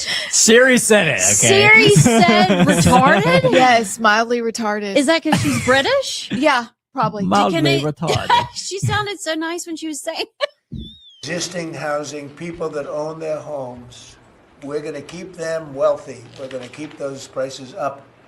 We're not going to destroy the value of their homes so that somebody that didn't work very hard can buy a home. The whole messaging of the younger generation doesn't work hard enough to even own a home. First of all, it's awful optics, and that's a great way to lose Gen Z. So it's not great messaging, but then second off, it's just wrong. I think the narrative that my generation doesn't work hard enough to own a home, and that's why they're struggling to own homes, is just not true. I think the enemy making the older generation the enemy is also wrong. Just like it's wrong to make the younger generation the enemy. Nobody's the enemy. Money's money. And we had better get in control of it if we want to get out of this at all. He pitted two groups against each other. That's wrong. That's not what we're for. We are for working on things we can work on so that everybody benefits. That's conservatism. And he didn't say that well. I think instead of saying, I want all the boomers to get rich off their homes, I think he was saying, I don't want the boomers to lose their fannies when we drive housing prices down. Like, it's not that he thinks they're going to get rich off the backs of kids, even though that's what he kind of said. I'm assuming he's like, well, if we drive housing prices down, then all these people that have worked so hard and then have finally gotten there. I think what he's trying to say is, I want them to at least be able to keep the value of their home or make money. I just don't want them to lose money. And that's a reasonable thing to say. Could we talk about the prevalence of anti-Semitism? Yes, we can. And anti-Semitism is a real problem. It's been on the left for a really long time. There's a strain of anti-Semitism starting to emerge on the right that I think we should pay attention to. But I would say at the same time, that term anti-Semitism has become just about as useless as the term racism. We know that there are lots of people get accused of racism who are not racist. You know, there are lots of things that people will put that racist label on that are not racism at all. And the same kind of thing can happen with anti-Semitism. If you say what I said a few minutes ago, which is that Jews have to believe in Jesus to be saved, there are people who will say that's anti-Semitic. You say that Jews have to trust in Jesus to find salvation. Some people will say that's anti-Semitic. So we have to be very discerning here about what's actually being talked about. I would say that the flip side of that is if you say Jews can't be saved, for example, like Jews just can't be saved for whatever reason, that the branches on the tree of the covenant that were broken out can't be grafted back in, that would truly be anti-Semitic. If you say that Jews are uniquely malevolent and you use them as a scapegoat and blame them for all the problems, say, of Western society, or you think that, Jews absolutely run the world and control everything. I mean, there are some of these, there are people who will say things like that. That could verge over into a kind of anti-Semitism. If you refuse to acknowledge the good contributions that Jews have made, that could be a form of anti-Semitism. But a lot of things that get labeled anti-Semitism are not anti-Semitism. Criticizing the nation of Israel is not anti-Semitic. Questioning our nation's foreign policy towards Israel is not anti-Semitic. In the Bible, there's a long history of criticizing the Jewish people. Just read the prophets. Look at Jesus, look at Paul, and these are Jews who are criticizing other Jews for their unfaithfulness to God. They're not anti-Semitic. It's not an issue of race. It's an issue of covenant faithfulness. It's an issue of obedience to God. My opponent, Nehemiah John Wall, admitted he tried to vote using a homemade fake ID. We could not be more different. I, like President Trump, support voter ID. Welcome back to Rightside Radio, y'all. I am Amy Beth Shaver with JP. Allison Sinclair is winging her way back, and we'll be back tomorrow with an envious suntan, I'm sure. Somebody's got to get away because there's like battles on every front. We got to be at our best. So we can't wait to see her, get a rundown, give her a rundown. It's going to be tremendous. But first, you guys are sending in tremendous text, and JP is going to share them now. If y'all want to text in, let us know your thoughts on the show. That number is 833-687-4448 or 833-68-RIGHT. We got this is a first time texter, a good faith disagreement, so we'll go into it. Sweet. He said, I just heard your take on staying out of Iran and letting Israel handle it as, quote, their enemy. Respectfully, because I do not know you, but believe you to be a forthright person of integrity, given your previous commentaries, you cannot be much further from the truth. First, Iran sponsors more than a dozen terrorist proxy groups which directly affect our country and our allies. Second, Iran has been supplying drones in significant numbers to the Russians for use against Ukraine. Third, Persians are not Arabs. They were a mixture of Christian Jews and Zoroastrians. I've actually never heard of those. Fourth, as a veteran It's their religion. Fourth, as a veteran who remembers the American hostages that Carter caused and the fear of Reagan quelled for a time, we, the U.S., will undermine terrorism, substantially undermine Russia's war effort, and lessen China's influence.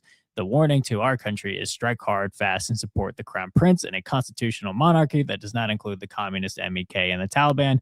Use Green Berets for their original purpose, advisors and trainers for our friends who they filter and vet. Do not let the globalists burn or build America bases as a bottomless pit for greed and corruption. So first of all, everything you said is true, but this is sort of like the circular reasoning I was mentioning when talking about this. Like, obviously, yes, Iran has Hezbollah, the Houthis, Hamas, and several other militias throughout Iraq and Afghanistan. Like, obviously, yes, that's true.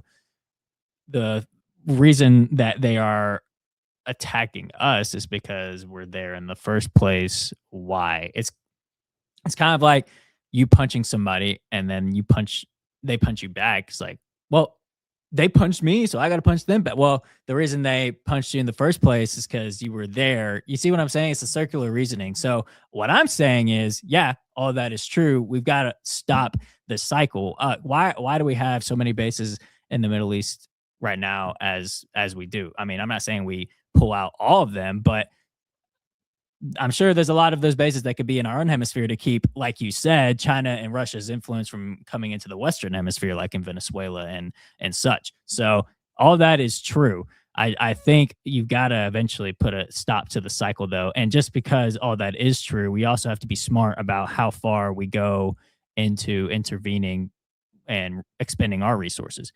Also, it is true.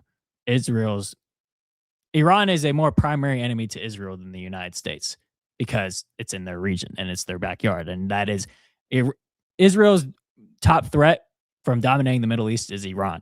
So that's what I meant when I said Iran is Israel's real enemy. You know, I'm not saying we don't have any history with Iran, but the reason we have a history with Iran is because of stuff like we're about to do now. And I don't think it's necessary. So that's what I was, saying.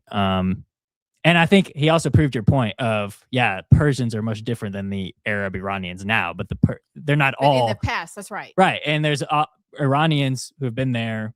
Their families have been there for decades that they identify more as Persians than the current Arabs that are in Iran. So yeah, I follow a couple of girls that are label themselves as Persian or Persian Jews.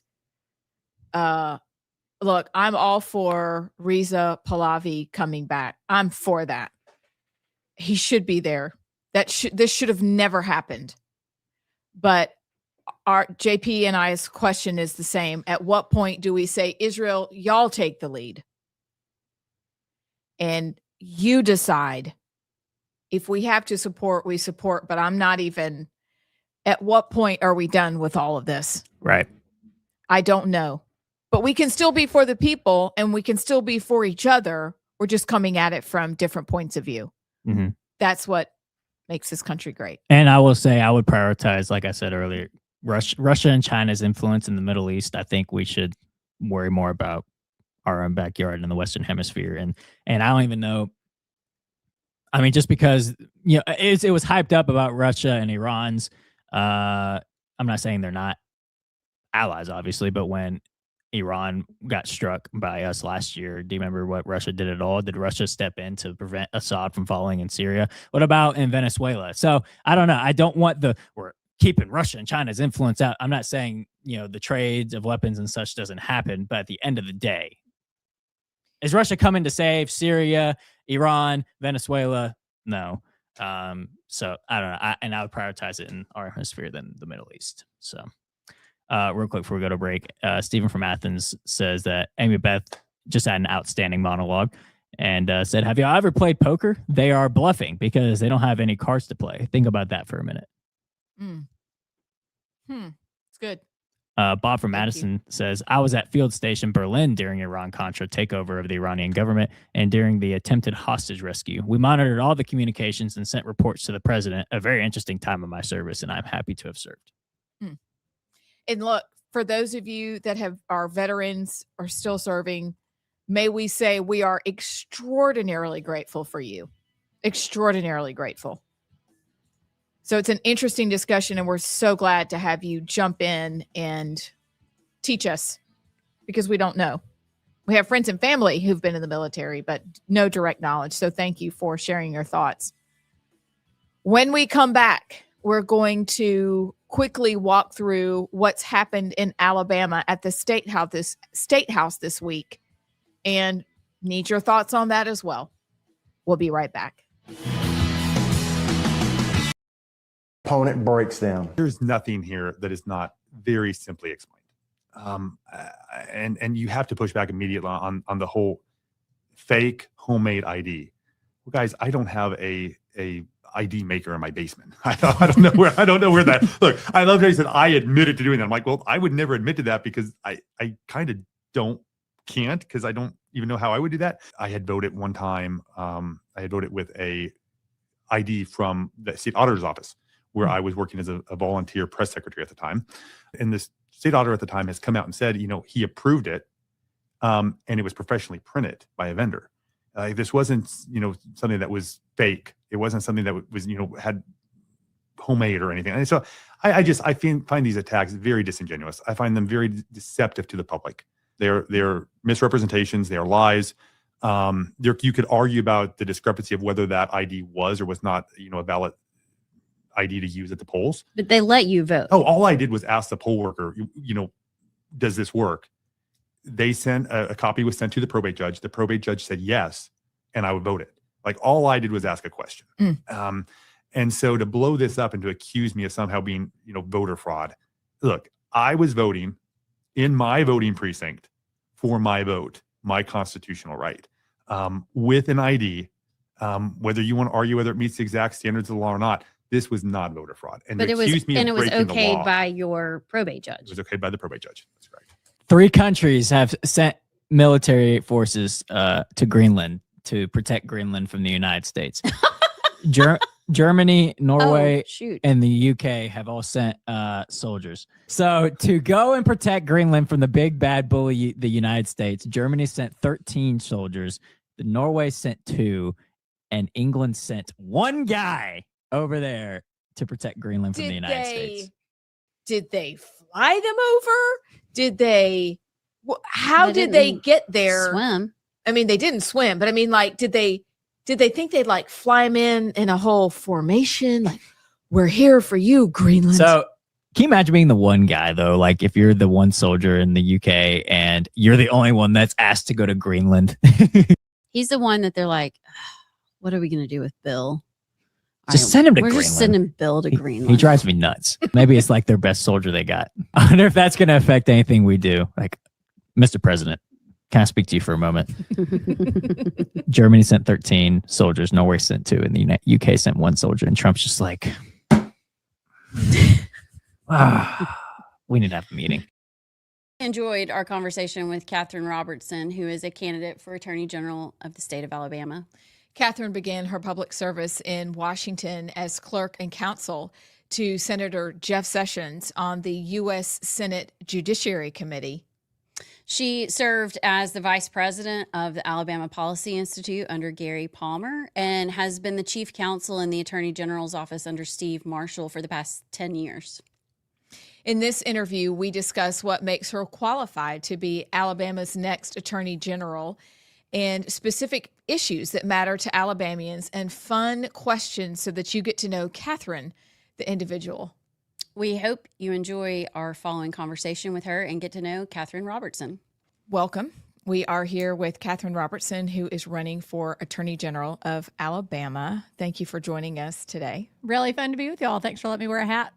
I love your hat. Yeah. I'm upset I don't have my hat on. You're left out. I'm totally left out today. Hers is pretty cool, though. I can't read it because my eyes are going bad, but it's Marshall County Sheriff's Office. Sheriff Phil Sims gave me this hat. He's a good dude. I love to wear it. I am guessing he endorsed you. Yes. Nice, nice. Mine's Rightside Media. You can have one too. Yeah, love it. Blue or black? Take your pick. Oh, yeah. Looks good. So why don't we're going to get right to it. First question, pretty basic. What qualifies you to be Alabama's next Attorney General? Well, I came into the office with Steve Marshall. I beat him by about a month, but we learned the job together. We learned the job over the course of the last 10 years, but really those first 2 or 3 years, getting your arms wrapped around the office. And in my mind, hey, y'all, it's Amy Beth. I'm with JP. We are still reading some of your text, but for now, we're going to talk about what's happening at the State House. So thank you. Keep them coming. And thanks also for the hilarity on the chicken names. I can't wait. Maybe my oldest daughter and her husband will use some of them. I don't know. All right, here's what we're going to do. Because the story continues to grow, it appears that there was a meeting a caucus meeting in Montgomery at the State House, and Speaker Ledbetter was speaking. He was, I guess, leading the meeting. And he said some things that are good, like we have to stick together. That's not wrong. That's right. But as you and I know, when it comes to Alabama politics, we're all scratching our head wondering why it takes so long to get certain things done. Like moving pornographic books out of children's sections at libraries. We've made inroads, but that's because the people have made inroads and the people of Alabama haven't given up. But we've learned we can't count on them to do some of the most important things we're asking them to do, or really fix the state health officer position and not just kind of fix it, really fix it. Or that we wouldn't allow with, for example, the Choice Act, the Choice Act, so people have school choice, which is amazing. Thank goodness for that. Do you know how many years it took for that to happen? Things that should happen, and they don't. Are we grateful for what they do? Yes, we are. But this is weird. Because we have the caucus meeting. We have the comments that we should stick together. And then we have the comments that we could give a crap about the Republican Party. Now, we've been told that those comments were out of context. That may be. But the weird stuff happened after that. Even weirder. And no one knows, by the way, how the comments got out. They weren't supposed to be leaked. But we also know, you and I do, that nothing's private anymore unless you're in your own home. Nothing is private. So last week, we talked about that PSC bill, that Public Service Commission bill that would suddenly, out of nowhere, change the Public Service Commission from being an elected body to an appointed one. And that just, shazam, here it is. We hear leaked audio from Alabama Power talking about that very bill and how they're going to position themselves in regards to this PSC bill. All right, so we got that. We got the Alabama Power, because remember, the PSC sets our power rates. We have some of the highest in the nation. So you've got the Ledbetter meeting. You've got the we should keep together, but I could give a bleep about the Republican Party. The week before, we have this PSC. Oh my goodness, let's not vote people in anymore. Let's appoint them. Oh, by the way,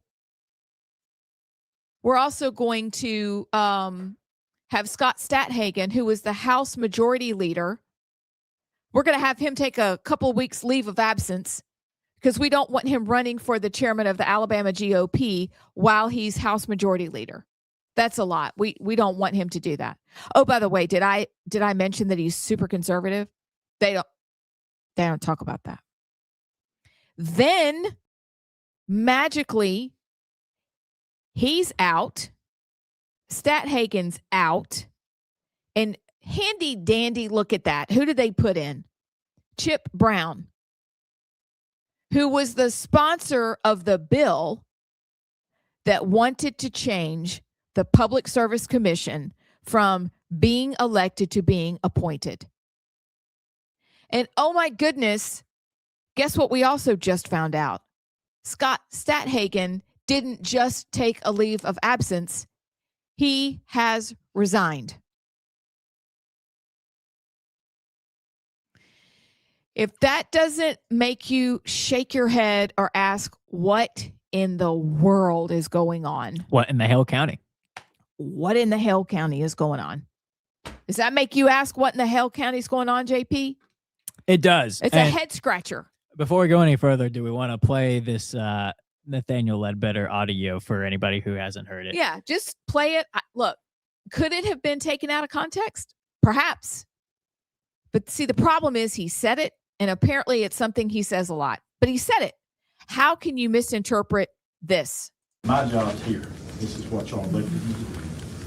And I get up here most of the time before everybody else. I leave after everybody else because that's my job. And I appreciate the opportunity. Some days it ain't easy, though, I'll just tell you. And this week has been hell. But stay together as a family. We do not have to agree. You know, and I know somebody come to me sometimes and you don't agree with me, and that's fine. But I'm going to tell you what I think. That's probably not good all the time. But that's just the way I am. I think that, and you'll never have to worry about what I tell you about being true. If anybody here says that, I'd like for you to come see me for this like this. I'm always going to be straightforward. But I have concerns right now, I do. Not going to lie. My concern is we need to do what's best for this body, period. I could give a shit about the public party. So there's that.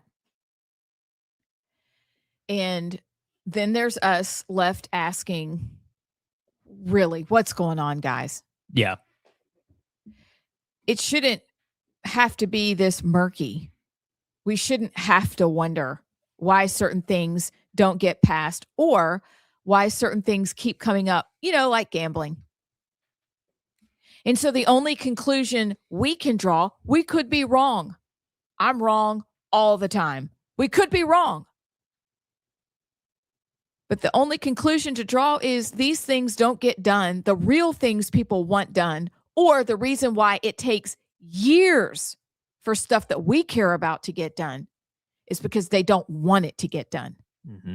And so the question then further is, who are these people and are they Republicans at all? Yeah. Look, Ledbetter's right. We do not have to agree. We do have to stick together, but it's hard when you say stuff like that. Mm-hmm. And when we go, wait, why did it take 4 years for you to pass that bill so that kids' cell phone, that toggle switch could protect them from porn? Why did that take so long? We have real questions about who's in charge. And the dirty secret is we have plenty of Democrats in the Republican Party who are running things in Montgomery. That's a conclusion we draw. It could be wrong, but it's where we land. Yeah. So this is an opportunity to make a change and maybe even close primaries after this one. I agree. And actually, I haven't even heard a good explanation from the folks that say that this quote was taken out of context. The only context to where saying what he said is okay is if, I don't know, a really conservative Scott Stadhagen or somebody like that, just using him as an example, spoke in the caucus meeting against the Public Service Commission bill and against what happened and is fighting for conservatism and for the people and was saying, I don't care about the Republican Party leadership, aka Daniel Ledbetter, that we're trying to ram this through. I don't care about those quote Republicans and the quote Republican Party when they're not actually Republicans. I'm going to do what's actually right. That would be the only context to we're saying what he said is okay.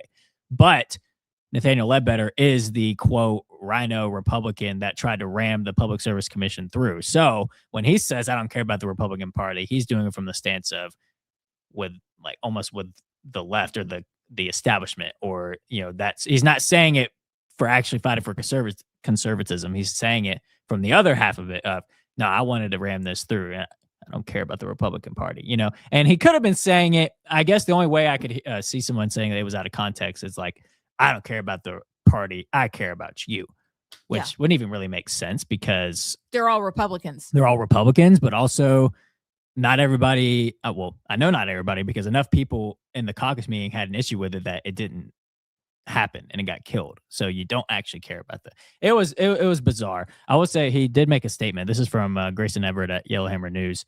He said that recording is so much bigger than just an attack on me. It is the House Republican Caucus. Speaker Ledbetter said in a statement. He also said, whether it's passing school choice, securing our elections, fighting for the unborn, or defending conservative values, the men and women of the House have been a driving force behind advancing ALGOP's agenda. Over the last 4 sessions, our incumbent House members have shaped the Alabama legislature into one of the most conservative and successful legislative bodies in the country. Ensuring their re-election is good for the House, good for the state Republican Party, and good for the people of Alabama. Standing up for these members is my responsibility, and I'm proud to do it. So pretty much a word salad. And then there's another comment. I think this lawmaker, their name's not attached, said he was sticking up for the members. Everyone in that room knew what the speaker meant. His comments aren't the problem. The person recording our meeting and sending it to the media is. How about when y'all promise transparency? I'm just asking. Right. How about when we're trying to fight for secure elections and we can't even agree that we don't have them, that we're finding people on our rolls? Yes, we're expunging them. That's great. But we were told by John Merrill that we were the gold standard of elections. So we have loads of work to do when it comes to that. And then when it comes to pro-life legislation, it has taken years. As an adopted person who pays very close attention to pro-life legislation, it took y'all years to get certain things done when it came to passing pro-life laws. And then you race into the IVF debacle when you didn't even really need to do that. You could have just said, hey, IVF clinics, lock your doors and lock the doors of your laboratory. It was a simple fix, and we rushed in with the bill. So think, how long did it take to get school choice? Oh, we got it. Did we? Because now the Alabama High School Athletic Association was, just recently trying to make trouble for the kids who wanted to use school choice in the School Choice Act. So those things may be partially true. And for what's true in it, we are thankful. But the real bottom line is we have questions. We feel like we are the Rams, the raggedy blank masses of people. And y'all just say stuff to us and we believe it, and we keep sending the same people down there, and we don't ever actually get done a super conservative agenda. If we were really conservative, gambling would not come up. I'm sorry, it wouldn't. We would have handled the state health officer committee. Or state health office. We would have handled it, and we didn't handle it. Not really. We're having to have a Health Freedom Alabama. There's a bill about choice in receiving vaccines or not. I got to read more about it. But y'all, there are things that haven't even gotten out of committee that are no-brainers. We have questions. And the only way to really get done the business of the people of Alabama is to close our primaries so that we know we only have actual Republicans in office. And then we get done what we want to get done. Is that fair? That is fair. And there's actually one more comment before we go to break from an anonymous lawmaker. And I think this one says it all. He says, I don't know who this is. His comment was not about the party. It was about the majority leader choosing to pursue his own personal ambition instead of fighting for the members he swore an oath to serve. That is not leadership. It is selfishness, and it shows he isn't fit to lead the caucus or the Alabama Republican Party. So let me get this straight. The leadership tries to ram this bill through. The ALGOP endorses it without even asking the executive committee members. And the conservative Scott Stadthagen, who is against it, he's now the problem. So that's gaslighting to say Scott Stadthagen in this instance was actually, they're claiming he is actually the Nathaniel Ledbetter in this case, and the leadership that tried to ram it through. So the conservative member who was against it, he's the one that gets ostracized and painted as the enemy, not the leadership. I mean, this is just the whole problem with the quote Republicans in Alabama, because the actual conservatives get pushed out and painted as the bad guys by the rhinos and the rhino leadership. And when the leadership gets caught saying what they said, then it was out of context. And it's another example of how deep the Alabama Republican swamp actually is. And you know what? And I've heard even suggested that we're saying the ALGOP supported just the right of people to consider the Public Service Commission. They weren't necessarily giving their blessing. So I've got somebody I can ask about that to clear that part up. But it is very confusing. It's like you said yesterday, it's like punching Jello. We end up here every single time, confused, frustrated. We get some things, the nice and shiny objects done, and then we've got this laundry list of things that never even get a second glance. We have questions. Okay. We'll be right back. Opportunity to elect someone that's had that kind of training and that kind of experience over a decade with everything we've seen and everything we've experienced, seems like a pretty good choice. So that's why I'm running. I just hated to see 20 years of experience of that office of executive leadership walk out the door at the same time, because I think continuity there is going to serve well all of our newly elected constitutional officers. Right now in Alabama, what do you see as the biggest weaknesses in the criminal justice system? Well, we've corrected a lot of them. I'll say that. I mean, when we got there in 2016, our legislature was in a posture of really being concerned more about prison overcrowding than kind of the back end outcomes of leniency. And so we made a variety of policy changes, working with our legislature. And so the criminal justice system right now is a lot tougher than it was. I think the weaknesses right now come down to really two things. One, I'm not sure our DA's offices have the resources they need to move cases quickly. And two, there are just parts of our state where the elected judges just don't serve the people as well as they should. And so the slowdowns, I would say, are the biggest weaknesses. Now, last year I drafted a law that passed called the Speedy Trial Act, and we can get into that. But that is a tool that's going to be used and has been used to speed up violent crime cases. But it's just the slowdowns. We wait too long for cases to be tried, for justice to be served. And a lot of times those offenders are out on bond committing other crimes in the meantime. It's a real problem. Are there activist judges? Do you see that frequently? Judges in Alabama pushing their own agenda? Or do you just think this is purely a manpower kind of office flow? I think there are places in our state where the elected judges are Democrats and have a different philosophy, probably a more lenient philosophy. And you can get into a really deep debate about whether we should have elected judges or not. I think ultimately I think elected judges is a good thing, but once they're there and they're really lenient and people get mad, it's really difficult to recruit candidates to those races, and it's really hard for them to beat incumbents, and so you get a little stuck. But I don't know that it's activism as much as just a mindset of, I'm here to show grace or be lenient, and where you fall on that spectrum probably has a lot to do with your personal philosophy and ideology. So, to the hat you're wearing and the illegal immigrants that are being gathered up in Marshall County, it's a place Alabamians probably know a lot about. That may be one of the first places people go, oh, that's in Marshall County. Yeah. What are the legal tools that Alabama has to respond to the consequences of illegal immigration? Yeah. States have been hamstrung in large part to do immigration enforcement themselves. Alabama tried to pass a law to empower the state and empower law enforcement several years ago, and most of that got struck down. So the best tool we have now is partnerships. Sheriff Phil Sims, who you just mentioned, has a great partnership going with ICE. And so it's just a collaborative, cooperative relationship.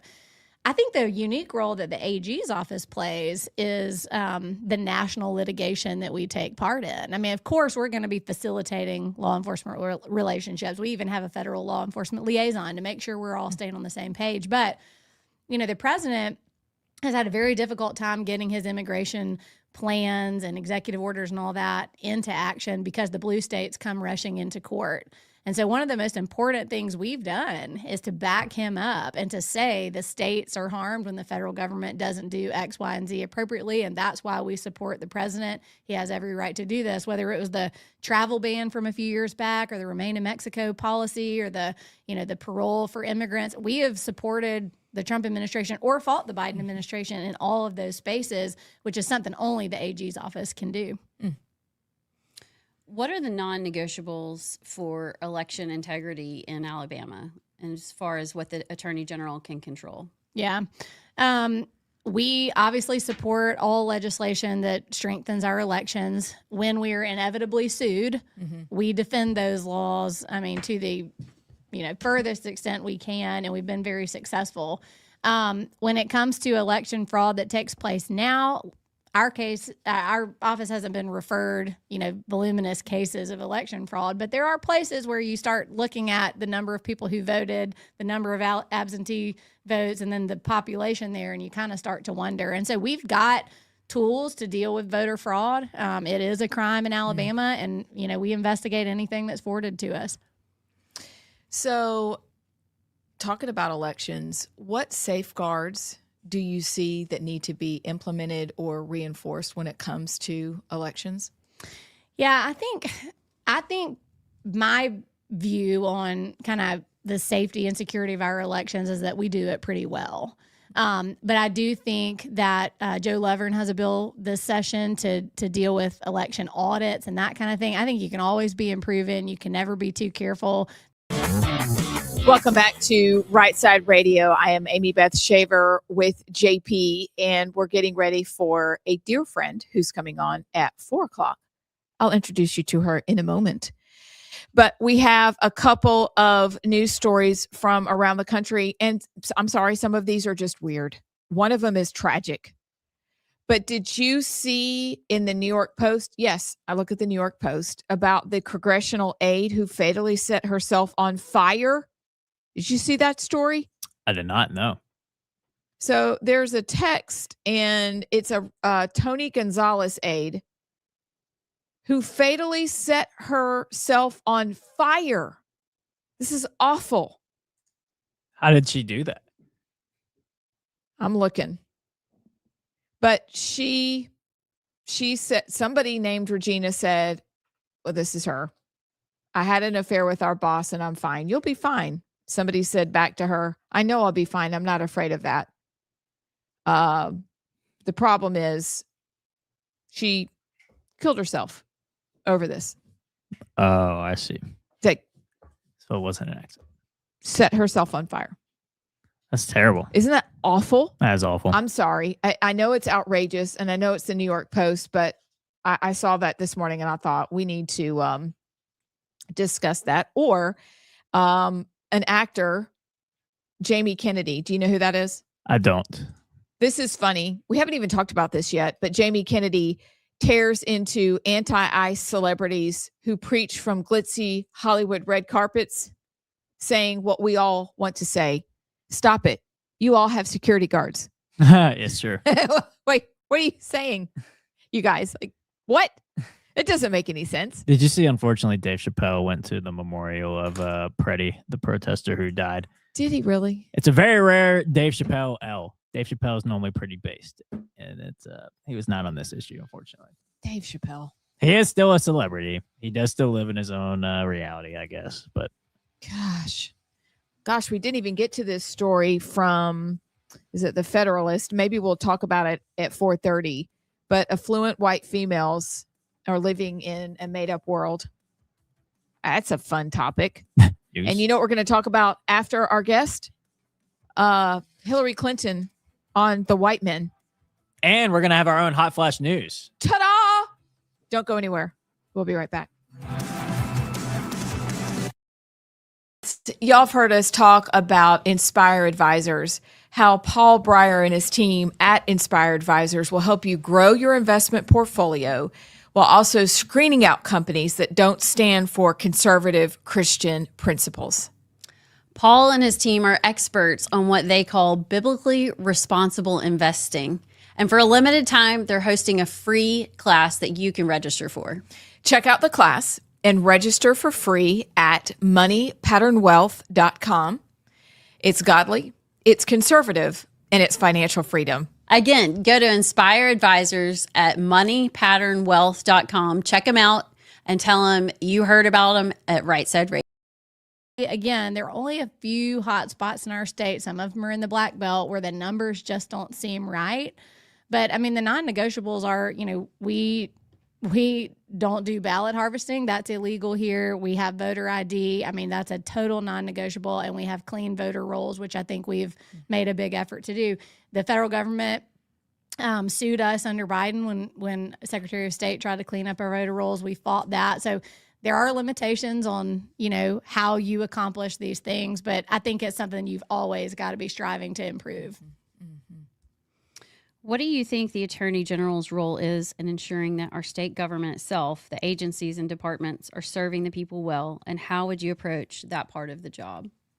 That's a really interesting question, because I think when you're out talking about the role of the AG's office, they either know us as the crime fighters or the, Trump supporting, state sovereignty fighters. Both of those things are true. But there's this big middle section of what we do in the AG's office that never makes any headlines, but that I believe, as a former state think tank girl, really is an important role to improving our state government. We represent every state agency and every department and every regulatory board. And that gives you access to information where you start to see, what are we doing over here? What are the trends over here? Why are you getting sued all the time? Why are you making life hard on these people? And it is a little bit of a stick. I mean, we don't run the agencies. We don't direct the cabinet members, but the role we play in representing these departments can sometimes expose, bad things that need to be corrected, or things that just aren't efficient or aren't aligned with Alabama values. And so that's a role that that I have, taken on personally.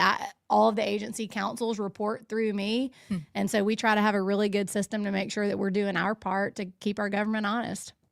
What does that look like if the reports come to you and there's trouble? Walk us through, when would somebody come to you, and then what steps happen from there?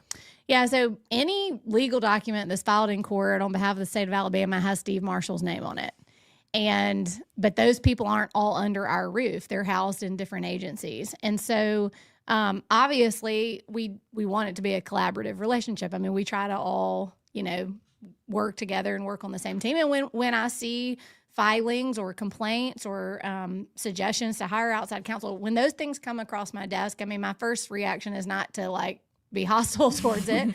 But sometimes you start seeing trends that you don't like, whether it's spending too much money, whether it's taking positions that really don't seem that conservative or aligned with Alabama values, or maybe not taking seriously enough things that the legislature has put in place. And so, starts with a phone call, but we do have tools. We can remove attorneys from cases. We can superintend cases. If an agency files something and we didn't see it, we can go in and say, don't listen to them, listen to us. And it's a really, really important tool that we have that's really little known, but I think we do a lot of good in that space. I had no idea. I know we talked about it a little bit on a previous interview, but that's fascinating. Yeah, I mean, we had an issue a couple years ago. There was a regulatory board that it was the pharmacy board, regulated pharmacists. They've since had a change in leadership, so no shade on them. But they had filed a complaint against a particular pharmacy and a particular pharmacist. And when I looked at it, I was like, that's not right. I mean, that's real life. That's your livelihood. And so we went in and dismissed the complaint against the guy. It's an unusual role for the AG's office to play. The other interesting thing is that the AG by law can't really ever have a conflict, meaning conflicts don't exist. So there have been times where we've sued a state agency, even though the agency would normally be our client, just to try to get them into compliance with what we thought the law would be. We've done that on 2 occasions. Actually, I've actually taken the stand against a state agency before. It's really unusual, but it just shows that there's so many tools that the Attorney General has that if you don't care about getting the job right and you only care about chasing headlines, none of that stuff I mentioned, you wouldn't do it. I mean, there wouldn't be any use for it if you're just there for the politics of it. And so something I'm passionate about, again, I think that goes back to my experience at API and just really understanding our state government and the areas where it could be improved. And, I think with the next governor, that's certainly something I'd be able to offer. Like, hey, Governor Tuberville, you need to know I've been seeing these trends out of this agency and we're not going to be able to continue to defend this. Can you help me out? And that's how it ought to work. That's great. One of the things we saw during COVID was, and really actually past COVID, is DEI and SEL and all this critical race theory stuff has kind of trickled down into even rural Alabama, which people swore it would never be there. But the federal government and schools, because we do take federal money, there are things that they push down that we have to follow. I'm thinking about all the Title IX, gender ideology, girls and boys and girls locker rooms and all that kind of stuff. What's your stance as if you were Attorney General of how do you protect the state and what the people of Alabama want? Yeah. And balance that with the federal government mandating these things happen? Yeah, so not to nerd out on you, but like in 2016, I wrote this paper before I left API called Selling Our Sovereignty. And I laid out all the federal funding that Alabama receives, which is not inherently bad. But I said, what if some administration comes in that's hostile to our values and starts using that as a way to shove things on us that we would never vote for in the ballot box? Well, they did, you know, and Biden learned that very early on. I mean, we had a situation one day where our Department of Agriculture called and Welcome back to Rightside Radio. I am joined right now by somebody that if you're in the Republican Party, you've read or heard from her. You've even heard her on Dale Jackson, so I'm sure, among others. You know, I've never done Have you done Dale's show? I've not done Dale. I do Yaffe on Okay, occasion. Yaffe. You've done I do Yaffe? Yaffe on occasion. I've been on your predecessor before. If you're listening in Birmingham or Mobile, you've seen me on Fox 6 or down in Mobile, the talk station down there. So you've got, listen, this is Jeannie Berniston. And I've known Jeannie for, probably almost 20 years. Close to 20 years. She really essentially, along with another dear friend of ours, ran my campaign for State House. But before that, we connected over Allied Women. And when I met you, it was an immediate thing that we just hit it off. But you also knew immediately that this lady knew what she was talking about. And so for those of you who think Jeannie is only how do you say your whole title at the GOP, at the state party? Director of Legislative Affairs and Communications. Which means she's a big deal. Okay. She's You're a big the deal. No. You're the big deal. You have the radio show. No, you're the one who started off in New York City at 1010 Wins. Tell everybody about that, because your behind the scenes of that is kind of unbelievable. People have experienced your work without realizing it, especially on one day in particular.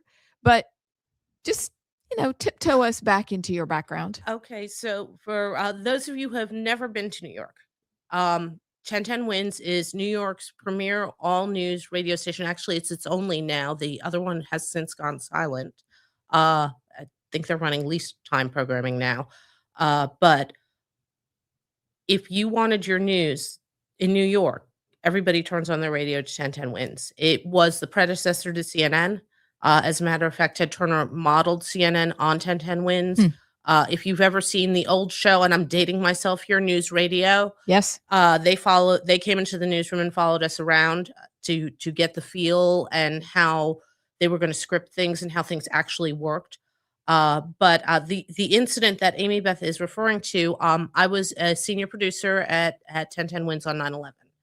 And so 9 times out of 10, when you hear a clip from like radio programming in one of the 9/11 documentaries or everything, that was me behind the scenes, pushing the buttons and everything else, getting the reporters to where they needed to be. We had a couple, thankfully they turned up, but there were some scary moments there where one reporter in particular went silent for 45 minutes. And, he finally managed to get out of not out of the rubble, but he was in a building that was barricaded by the rubble and managed to come out the backside. Wow. So, it was a day, to steal from Pearl Harbor that will live in infamy. But very proud of my work on that day, because it really became a lifeline for the city, because there was no TV. If you were unfamiliar with the old World Trade Center, the TV towers were on top of the World Trade Center. So TV got knocked off the air. Yeah.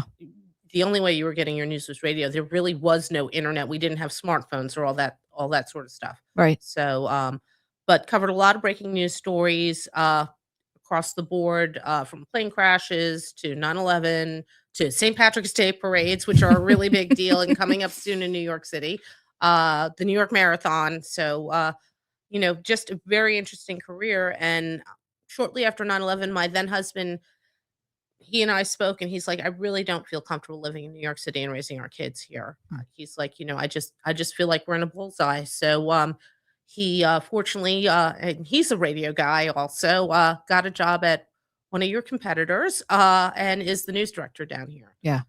For their station. So, we've been down here close to 20 years now. I might right. I think it is 20 years in January. I think it is, because our youngest children played together and they were babies. Well, I mean, you haven't gotten into the story about how we met, which I reminded the person who brought us together of this the other day, and oh goodness, Congressman Palmer, I'm sorry, I'm going to mention this, but we were introduced by Congressman Gary Palmer. That's right. And Amy Beth and I both had kids in diapers, and he changed my son's diaper the first time you and I met. Yeah, do you remember? I mean, I we do.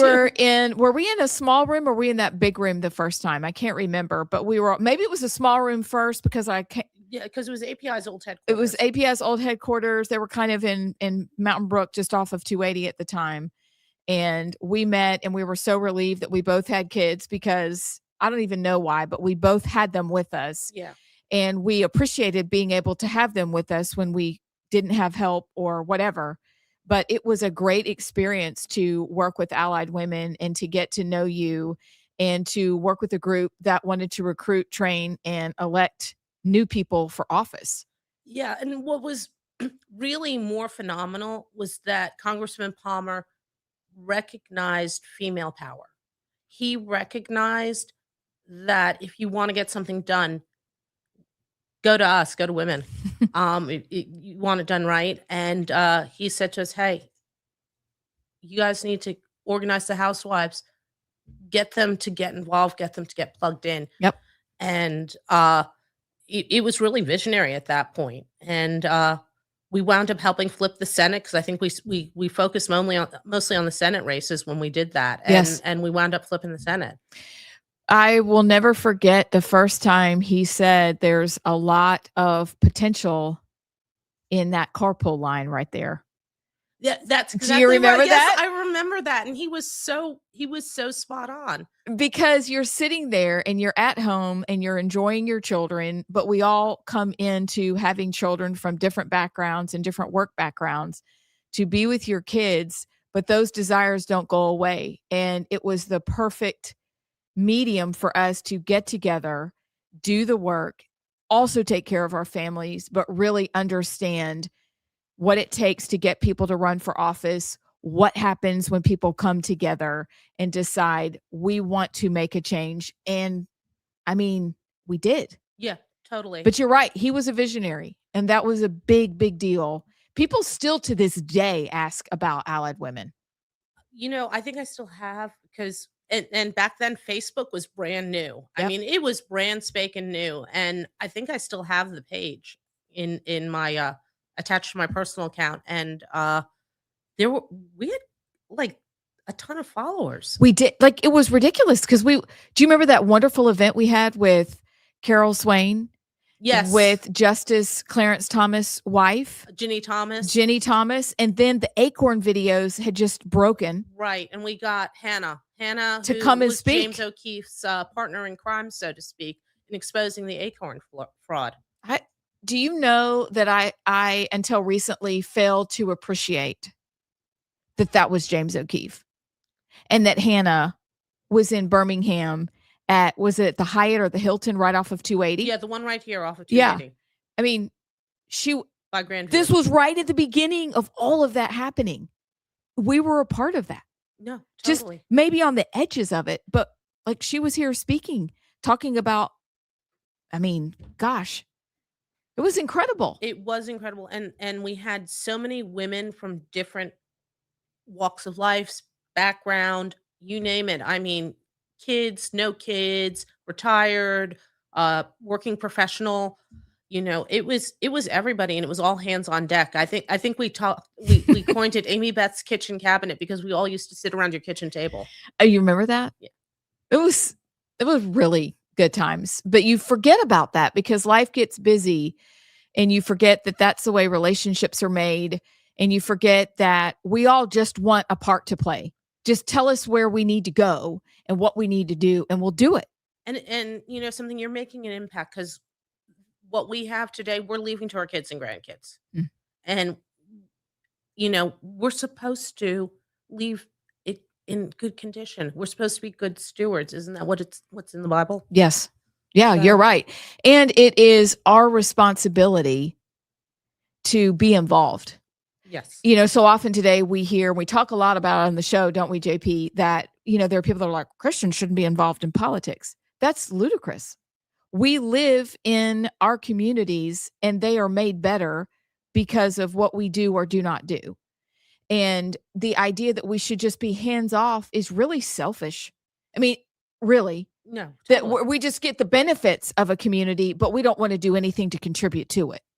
Well, and we'll get on to my current job, but I will say one of my biggest days of the year is when it comes time to, we're kicking down to the primary and we're going to the general election. And it's like, at the very least, if you know, but not everybody's cut out to knock doors. Not everybody's cut out to phone bank. Not everybody is cut out to stage big events with Carol Swain. And, you know, I used to joke, you know, everybody would say, okay, it's time to put together the flowers for the centerpieces. And I'm like, okay, you really don't want me doing that. That is not We my let our friend wheelhouse. Julie do that. Yes. Julie was awesome at it. Yeah. But, you know, at the very least, show up at your polling place on primary day and election day. You have a say so. Your vote is power. And everybody, you know, they complain, or not everybody, but a lot of people complain. And then I say to them, did you vote? And the answer 9 times out of 10 is no, I didn't. Mm.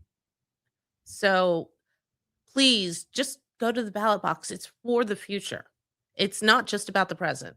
That's exactly right. So on the other side, could we talk about the party? I got a couple of questions and just kind of give us an overview of what you can say and fill us in, because there's a lot made of the Public Service Commission and we want you to shed some light because you're the only one who can. Okay, so I know. Wait till we get back from the break. Hold Okay, on. you got Sorry, it. you can't hear the. Yeah, I that's realize right, I you don't have can't an hear the earpiece. music. Sorry. I'm not used to being in front of the microphone without an earpiece on. You're right. Sorry. All right, you guys, we're going to talk on the other side. Jeannie's going to shed some light for us.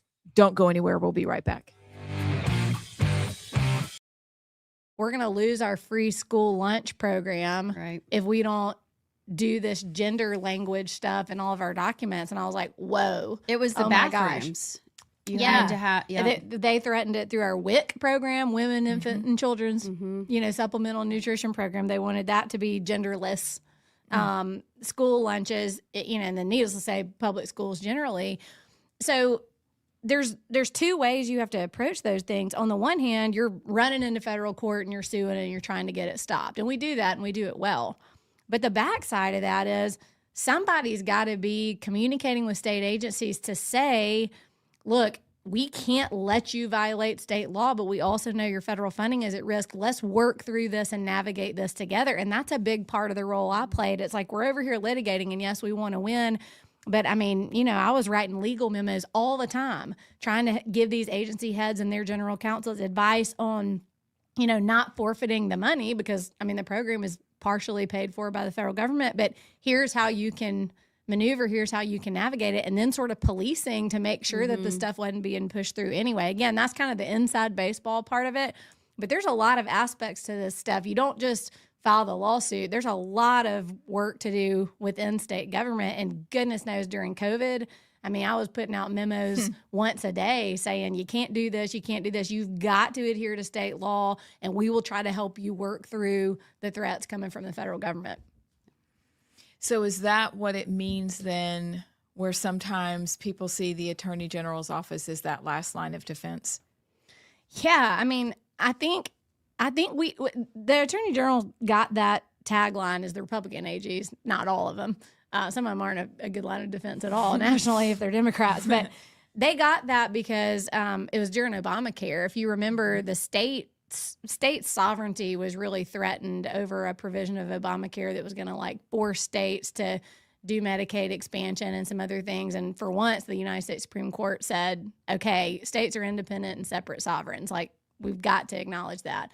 And so that kind of became the tagline. And what it means can be on the national front. It can also mean in the state, even though people don't think about it that way as much. But it's kind of like when all else fails, Congress doesn't get things done very quickly. The president gets stymied at every turn.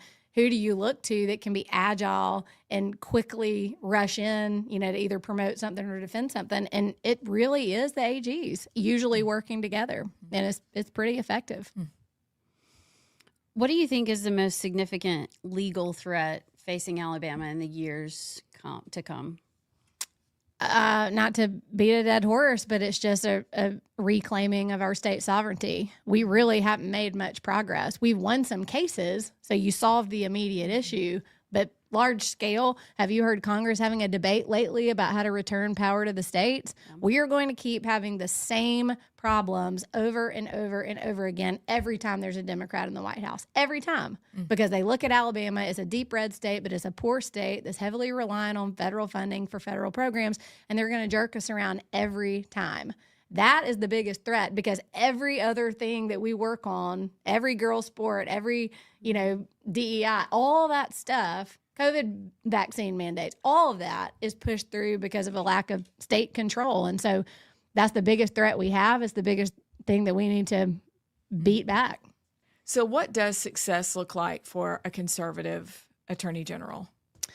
Our mission statement is to make the state safer and the country freer. And so if you can walk away from the job, whether that's 4 years, 8 years, or in Steve's case, 10 years, and you can say that you've done that and moved that needle, that's success. I think the one thing I would want to be known for is that you never back down from a fight, and that you're extremely vigilant in making sure that these leftist things that come from Washington in some cases, or come from the corporate world in some cases, whatever it is, that you do everything in your power as Attorney General to make sure those things don't get a foothold in Alabama. Because I think the AG plays the most important role in keeping Alabama conservative and preserving the values that we had.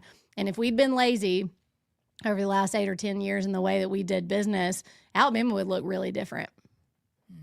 Kind of last question, serious question. We've got some fun kind of get to know you questions. It's what we end the radio show every day with a would you rather, just a really fun something. But to wrap up, why should the people of Alabama, what qualifies you to be Alabama's next Attorney General?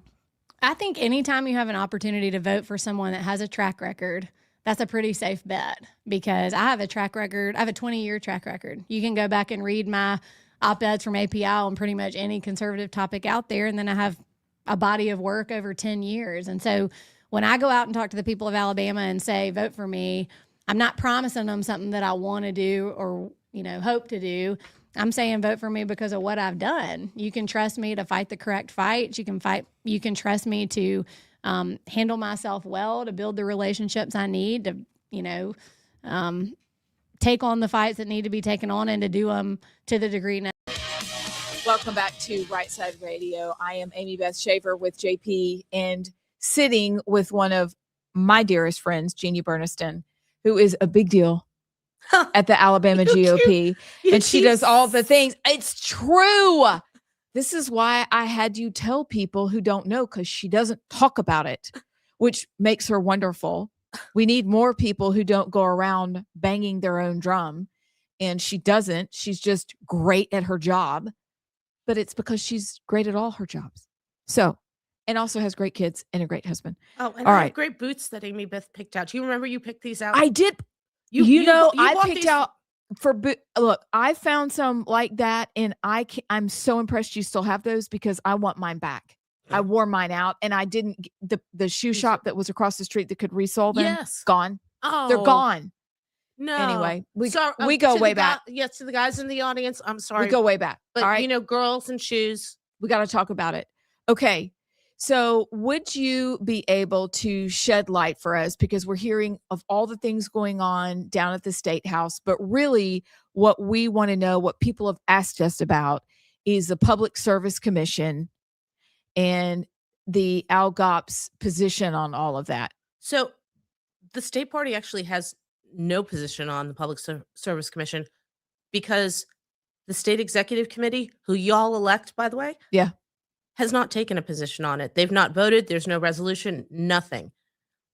We did put out a release because part of that energy package had 2 really good bills in it that supported oversight on the data center issue because we don't want ratepayers paying for that. We want the data centers to pay for that. I mean, Meta's putting them up all over the place. And the other issue is accountability from our our leaders, I should say, our elected officials. There was a portion of a bill there that required the public service commissioners to have open meetings with the public and talk to them. Can you imagine that? Imagine that. Talk to them, explain to them, have discussions about the rates with the public, have open forums. And there were, I think it was once a year, twice a year, I forget. I'd have to pull up the actual bill. But both of these are issues that we've addressed, that we want transparency, that we want energy independence, that we want there to be lower cost for consumers. And we addressed those. And somehow we got tagged into the PSC thing where we very clearly did not take any position that at all. The only way we take positions on things is if they're in our platform or it's a resolution that has been approved by the body. Like I said, we have around 450 members of the state executive committee. Okay. And Amy Beth actually was a member of the state executive committee for a while. And she was on the ballot and she was voted into the state executive committee by Republican primary voters. So those people are your representatives on the state executive committee. And that's how that works. There's a portion of them that are also elected from within the county party. But guess what? Your county party people are also on the ballot. They have to be elected onto the county party. So whether indirectly voted by the people or directly voted by the people, that body is made up of people y'all have sent to meet twice a year and vote on resolutions and bylaws and all those sorts of things, amendments to the party platform, you name it. And we'll actually be doing that in March in Hoover at the Hyatt. And that is open to the public. Really? Yes. So on people March can come 7th. listen. Yes, And you do look- have to sign in as a guest. So make sure you check in at the guest table, but they do allow people to come and come to the meetings and observe. So the point of the state executive committee is to keep the we deal with bylaws, but we also resolutions and really let our elected officials know what we want to happen. Correct. Right? Correct. And then beyond that, we really want to help get people elected. And that's the main focus of the party. The party's purpose is to get Republicans elected to political office. That is our main focus. But we do weigh in on policy, and we do let our lawmakers know how we feel on certain positions. I think one of the biggest ones in recent memory, and I wasn't with the party at this point, or it might have been just before I was a member of the party. I might have been on the state executive committee because I remember voting on it, was the gas tax. We issued a strong condemnation of that gas tax, and we were very vocal about it. It still went through, but we did let them know that this is not a Republican value. We are the low tax people. I did not know that, but of course you did. Of course, that's what we do. But thank you for telling us about that, because I don't think people know fully what the state executive committee does. But it's a very active committee. And like you said, we are about, I was on it, y'all are about making sure they know how we feel and getting people elected to office. Okay, we have run out of time. I do hope you'll come back soon. This has been delightful. We should do this more often. We should do this more often. Yeah, like we really should. But this is Jeannie Berniston. Hey. You should know her. She's amazing. She's amazing. And thank you for letting us have this conversation and y'all listen in. But we'll be right back after the break. There's more news to cover, so don't go anywhere. I'll meet you back here in like 4 minutes. JP here with Rightside. I need to remind you that Inspire Advisors is one of our sponsors, and they are doing amazing work. We know this audience, and you're the kind of folks who believe in standing up for your principles and being good stewards of your resources. What if the companies you're invested in don't reflect your values at all? That's why you need to meet Paul Breyer and his team at Inspire Advisors. Inspire Advisors, they are experts in the field of biblically responsible investing. They can help you grow your bottom line while also being proud of what companies you invest in. Inspire Advisors, you got to go check them out. Here's their website, www.moneypatternwealth.com, and tell them you heard about it on Rightside Radio. To deliver success for Alabama. And so I just think there's nothing like, hands-on experience. There's nothing like being somewhere for 10 years and seeing the good, the bad, and the ugly, and then, weathering it fairly successfully. So that's what I'm offering. I just think that continuity out of an office has done a good job is a great thing for the people. All right. So, lightning round. Let's go. What's your favorite book? Pride and Prejudice by Jane Austen. That's so good. Or really anything by her. I think I read the Cliff's Notes. Girl, you miss out. It's Really? a good, yeah. Can I just watch the movie? No, I'll bring you a copy. It's Okay. It's a prized Really? possession. Yeah, Is it like it's phenomenal. thou shalt be? No. Okay. She's very witty, and it's a great book. Would we hang out with her? Yeah, it'll make you want to go to Bath, England. It absolutely, yeah. Okay. Really? Yeah. Okay, what's one thing that like we all generally you have to do every day that really annoys you? Dry my hair. Okay. Hate it. I only wash my hair like once every 4 days. I don't do that every day. I despise taking my makeup off every night. Do you really? Yeah, I don't know. This isn't about me, but that's like my thing. So it's really annoying. Oh, what about you? That's annoying to me? Yeah. Laundry. Okay. Yeah. I hate laundry. What trait do you most value in friends? Loyalty. Easy. What was your nickname growing up? KK. That's that's cute. My maiden name initials were KKG, and a lot of people still call me that. That's good. So, what's your dream job outside of politics? Outside of politics, I would like to be a water ski instructor. That's so good. Okay. I'm a great water skier. I can slalom and hold the rope with 1 foot. And No, you can't. Yeah. And I've taught other people how to do it. And I think I'd like to do that full time if this doesn't work out. Okay. I think I don't know there's a how well future it for you. pays. I don't know how well it pays. And if y'all want me to send you a picture of me skiing, holding the rope with my foot for this podcast, I can. Yes. Okay, Yeah, great. we need to see that. Great. Like if you had given me a million guesses, Yeah. I that thought would have been like a million and one. Yeah. Possibly. Oh, hey, full of surprises. That's hysterical. I wish I could water ski. I just can't. I can teach you. I can't stay Hey, up. If I'm not attorney general and I become a water ski instructor, You will I'll have give you a lots good of time. deal. Okay, Give you yeah, a good deal. we'll schedule that because Jared's tried for years and he's given up. He's like, I'm dizzy going in circles picking you up on the boat. Thank y'all for joining us today. We hope you really enjoyed the podcast. Please like, share, subscribe. And if there's an option, give us a thumbs up or a 5. Amy Beth Shaver with Allison Sinclair. And we are joined by Admiral Brian Christine, who is the Assistant Secretary for Health at HHS.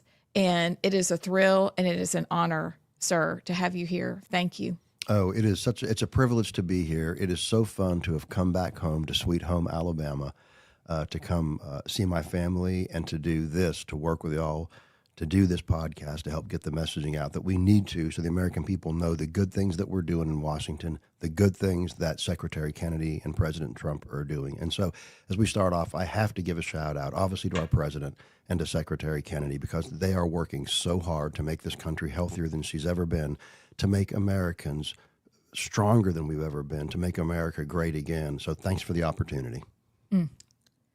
So before we jump into those values issues and talking about making our country healthy again, which is such a relief, could you welcome back to Rightside Radio, where at this point, JP, we got a couple news tidbits. Oh, are we going to do the introduction? Why, of course, every time we do Hot Flash News, we have to do the Hot Flash News sound effect.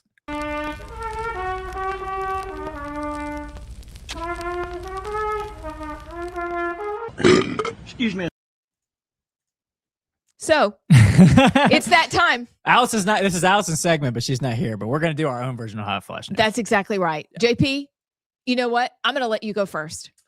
So it was in the montage, but it deserves to be talked about again. James Tallarico, who is a candidate for Texas Senate on the Democratic side. He's also a pastor. I do with air quotes, pastor. He's constantly twisting scripture maliciously. But he went on a late night show, I think it was Jimmy Kimmel, and said that the Bible actually doesn't talk about gay marriage or abortion, and Christians on the right have twisted it into being hateful, and that Christ actually calls us to love. And so this is actually not true. The Bible says that babies are knit in their mother's womb by God. Also, the Bible is clear many times that marriage is between a man and a woman. What do you think about James Tallarico? This is a theme of him. He's also talked about abortion on Joe Rogan before. What do you think about air quote pastors twisting scripture and being wolves in sheep clothing, misleading people like this, and then running for office? It is better for them, especially. Well, let me back up. In the end, it'll be better for them if they had just tied a millstone about their neck and flung themselves into the sea. They're not pastors. They're not Christians. And they should not be listened to. They are wolves.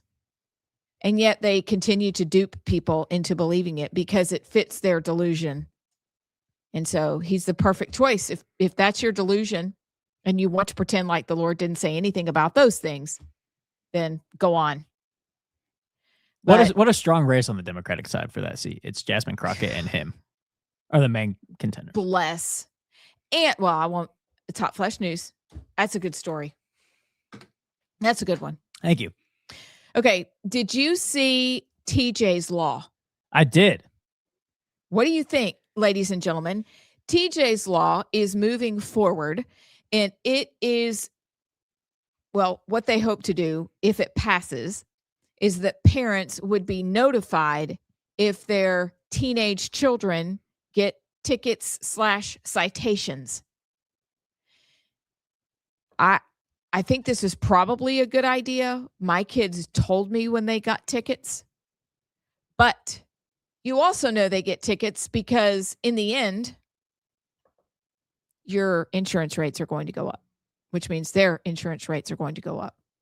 What do you guys think about that?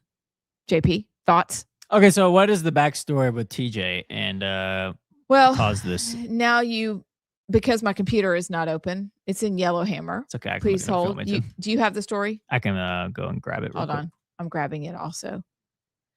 It's caught my eye for a couple of days. I'm very interested in the story. And no, I don't know the background, except that the picture suggests that it's not a great story. Okay. It's a sad story. Yeah. So let's see here. TJ's Law is because of a fatal 2022 crash in Tuscumbia involving 2 young people. After the death of her son, one of the victim's mothers discovered prior seatbelt citations issued when her son was a minor and has publicly supported parental notification legislation. Similar versions of the bill were introduced in prior sessions but did not ultimately become law. I'm for that. Yeah, I'm for it too. Yeah. But I'm for that. Look, on another front, our 19-year-old daughter was hit by a drunk driver and almost died. So seatbelt issues, she did have her seatbelt on. It's what kept her in her car. I would want to know about that. Yeah. But, I don't know. Do we need a law for everything? Right. That's kind of where that's the conservative part of me is, do we need a law for everything? Or is there a way to, I'm not even for tracking your kids. I mean, all the parents that do Life 360, no, I am not for that. I think that what happens. It's what happened to us. We lived our life. If you don't trust your child, don't let them drive the car. But this is a total and complete tragedy. A death is a wretched thing to happen. There's no question about that.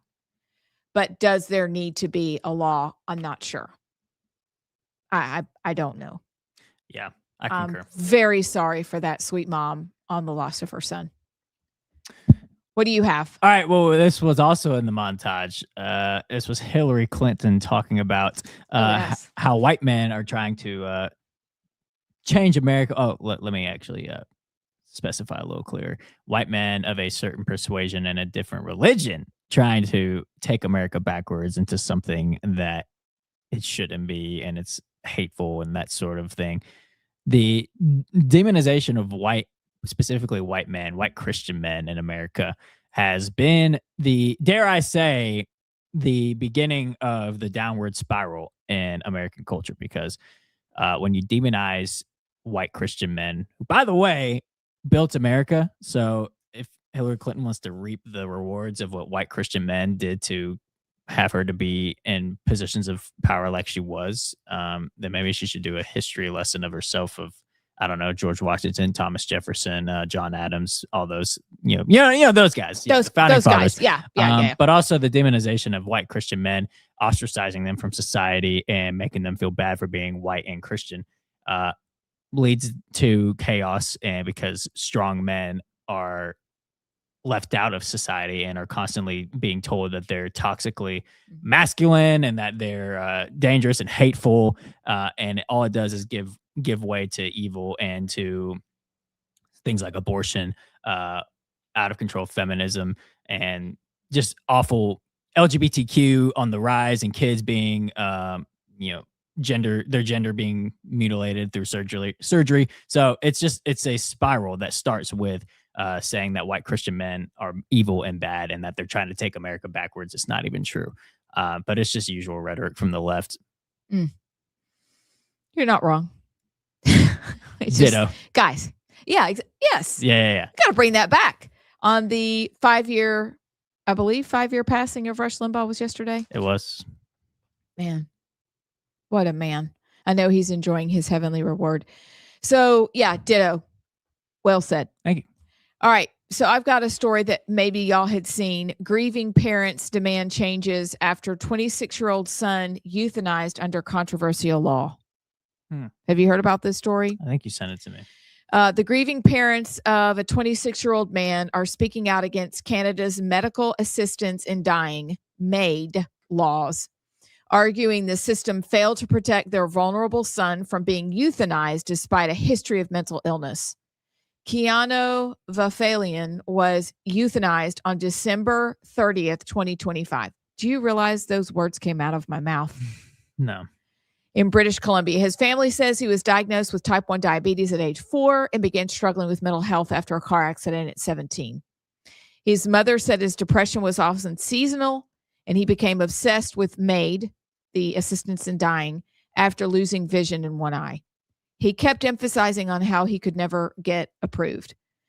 His mother said, "We never thought there would be a chance that any doctor would approve a 22 or 23-year-old at that time for this situation, this MAID, assistance in dying, because of diabetes and blindness, but they were wrong."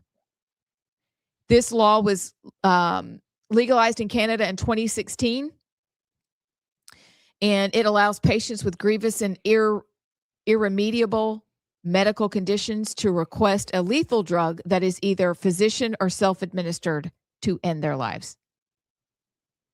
So this is exactly what happened. This young man was allowed to kill himself with assistance, and his parents are speaking out because they believe that he was coached into saying what the doctor thought he should say so that he could be euthanized. He was a diabetic and he couldn't see in one eye. Is that worth dying over? No. But that's where these laws go, don't they? They go to absurdity, and they give power to people that God should only have. I don't care who you are. He gives, he takes away. But I hope that the family is able in communist Canada to, because that's what it is now, make changes after this outrageous incident was allowed to occur just a few weeks ago.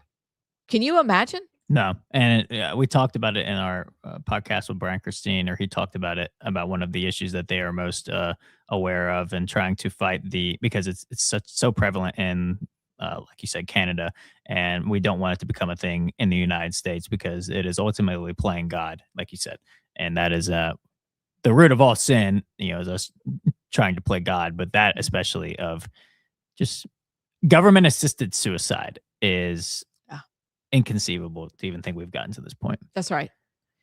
What else you got, JP? I think we got time for one more. All right. You want to go? I can, but if you got one that you're dying to talk about. Just a sentence. Go ahead. All I'm going to say, DC sewage disaster. That's disgusting. That is pretty gross. Have you seen the sewage that's gone everywhere in DC? Yeah, it's pretty disgusting. Okay, that's all. That's all it needs to be said. So now you go. Okay. I don't know if y'all have seen this video of Alpha Delta Phi at Iowa, a hazing incident at this fraternity. And the video, the body cam footage of the cop is crazy. He shows up at around 1 a.m. in response to a fire alarm being pulled. He then goes to the basement and discovers all the pledges blindfolded. A lot of them have, I don't even know what this stuff is, stuff all over them, like liquid substances.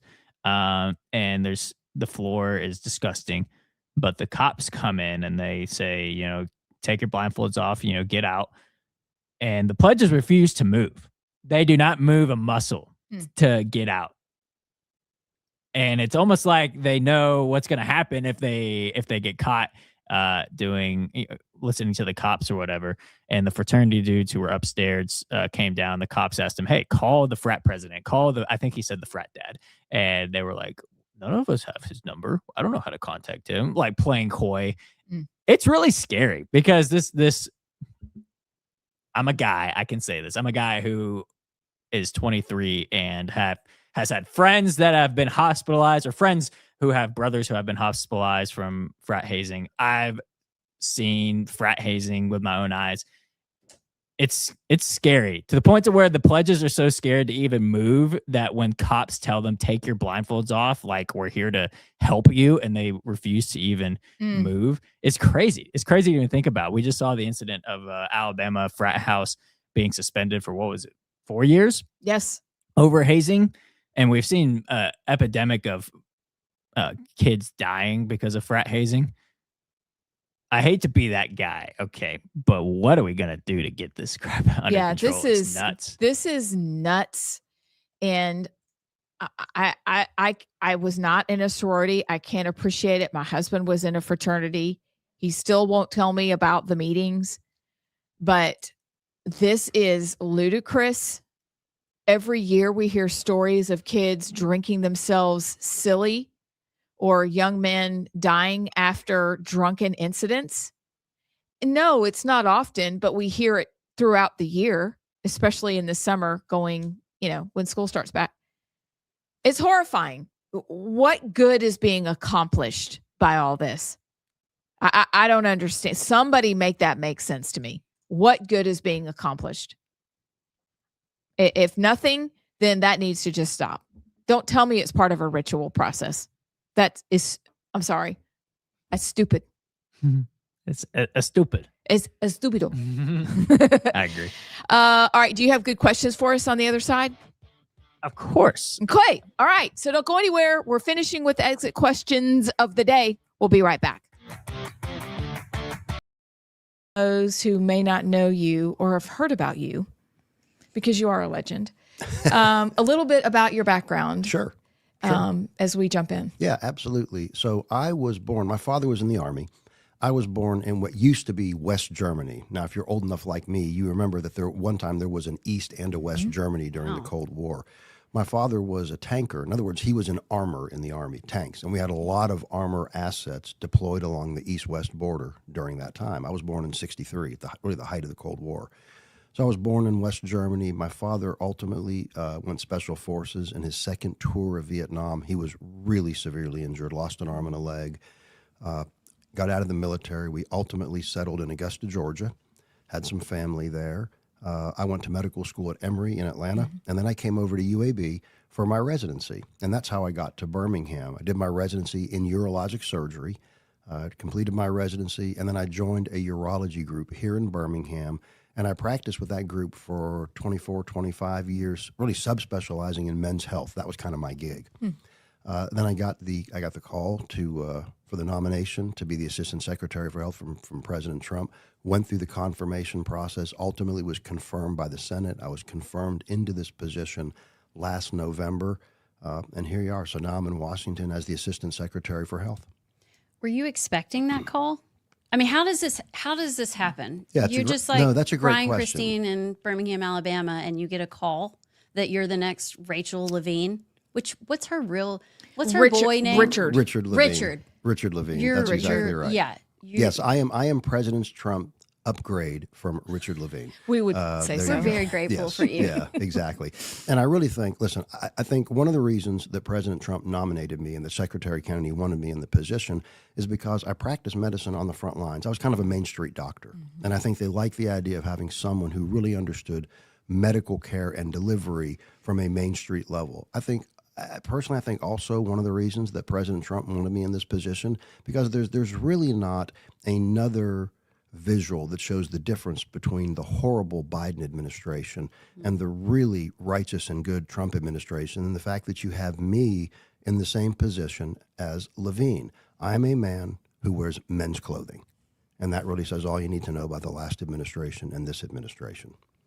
For sure. I always thought he could have done a better job, like zhuzhing it up a little bit. Like it was like he put on some earrings and a dress, and that was it. Like, but we can work a little harder. But I think America, the juxtaposition is overwhelming from what y'all are doing versus what he was doing. Well, no, exactly. When you look at Levine, I mean, again, his agenda was no question about it. The transgender and minors agenda was so important for him. All he wanted to do was to tell little boys they could be little girls, little girls they could be little boys, and then recommend castrating surgeries, castrating chemicals, hormones, and do irreversible harm to these kids. So if you go back and look at what he talked about, mostly that was it. I mean, Levine advocated for removing any kind of age restriction on transgender treatment in kids. He advocated for those sex-rejecting surgeries. That's what we call them. People say transgender surgery. No, in this administration, we talk about sex-rejecting surgeries and procedures because that's what they are. And that was his big focus, right? I personally believe he was in that position as a statement. I personally believe he was in that position to be an eyepiece, not because he really cared about the health of the country. So I'm really happy to be in this position to be able to reverse and to right so many of the wrongs that the last administration and Levine, perpetrated on the country. So in this position, you're able to do a lot of good. Could you talk to us about your roles and responsibilities? Sure. As the Assistant Secretary for Health, you have kind of a three-level role. One is to help form healthcare policy, to work across the different divisions of the Department of Health and Human Services, to work with the CDC and NIH and FDA, and work with HHS leadership to help form healthcare policy. So we help form the policy. We help implement that policy. There's also a communication role, which really appeals to me, in that we help to communicate the policy to healthcare establishments, healthcare providers, and to the country at large. Okay, the Surgeon General falls under the Assistant Secretary for Health. So when we have our new Surgeon General in, and I'm happy to say that Dr. Casey Means will be having her hearing before the Senate on the 25th of this month, I believe. She'll be an amazing Surgeon General. We're going to work so well together. But together we'll be advancing the message of the Department of Health and Human Services and President Trump to the American people. So there's that communication aspect to the role. And then also, the Assistant Secretary for Health can serve as a civilian, or they can do as I did, which is request commission from the president. So I have been commissioned as the senior admiral at the Public Health Service, specifically the Commission Corps. So you have the U.S. Public Health Service, and then you have something called the Commission. Welcome back to Rightside Radio. I am Amy Beth Shaver with JP. Allison Sinclair will be back tomorrow. Pretty sure they've landed recently, but we'll be glad to have her back and hear about her trip and talk about whatever else goes haywire in Montgomery and around the rest of the world and talk about it. Tomorrow's Thinker Thursday. So you definitely want to tune in for that because we're going to be chewing on some kind of deep topic in the plunge at the end of the day. We do not have guests scheduled yet, though there's one that we are working on, and I'll keep you posted on that. So until then, JP, do you have questions? We're going to go back to Never Have I Ever. Oh, today. come on, man. Well, come on. We got it. All right. Interesting. Okay. I'm telling Allison something right now. Never have I ever fought in public.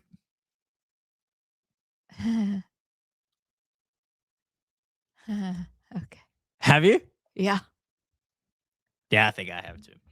I fought my little brother.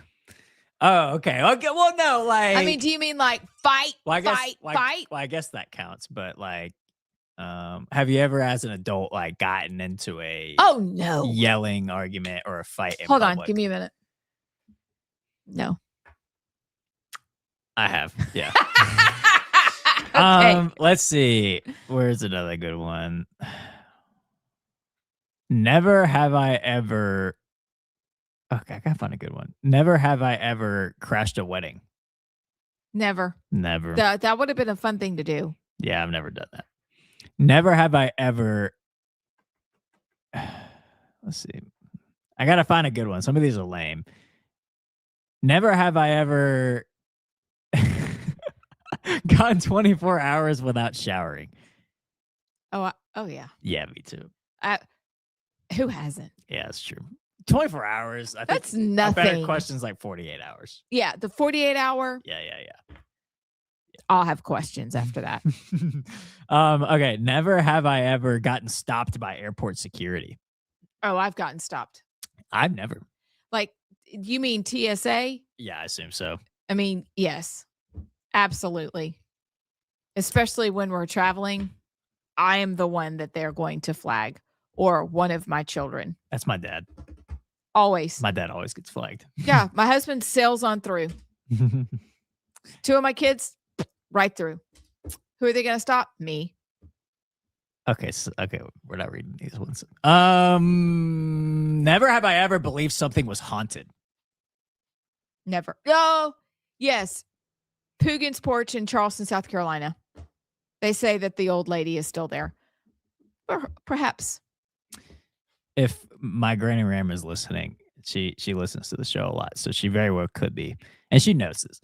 But growing up as a kid, I always got a weird feeling about my Granny Ram's house. It was an old house that the plots that they when they came to Huntsville years ago, like it was an old house, and 3 people had died in that house before. Oh, no, that's weird. But that's weird. When we sold it, and we got about 30 seconds left, we put her into a smaller like condo, and she loves it. But in the act of like my uncles knocked down a bunch of walls in the basement, made it one big basement. Like they did some work to it before they sold it.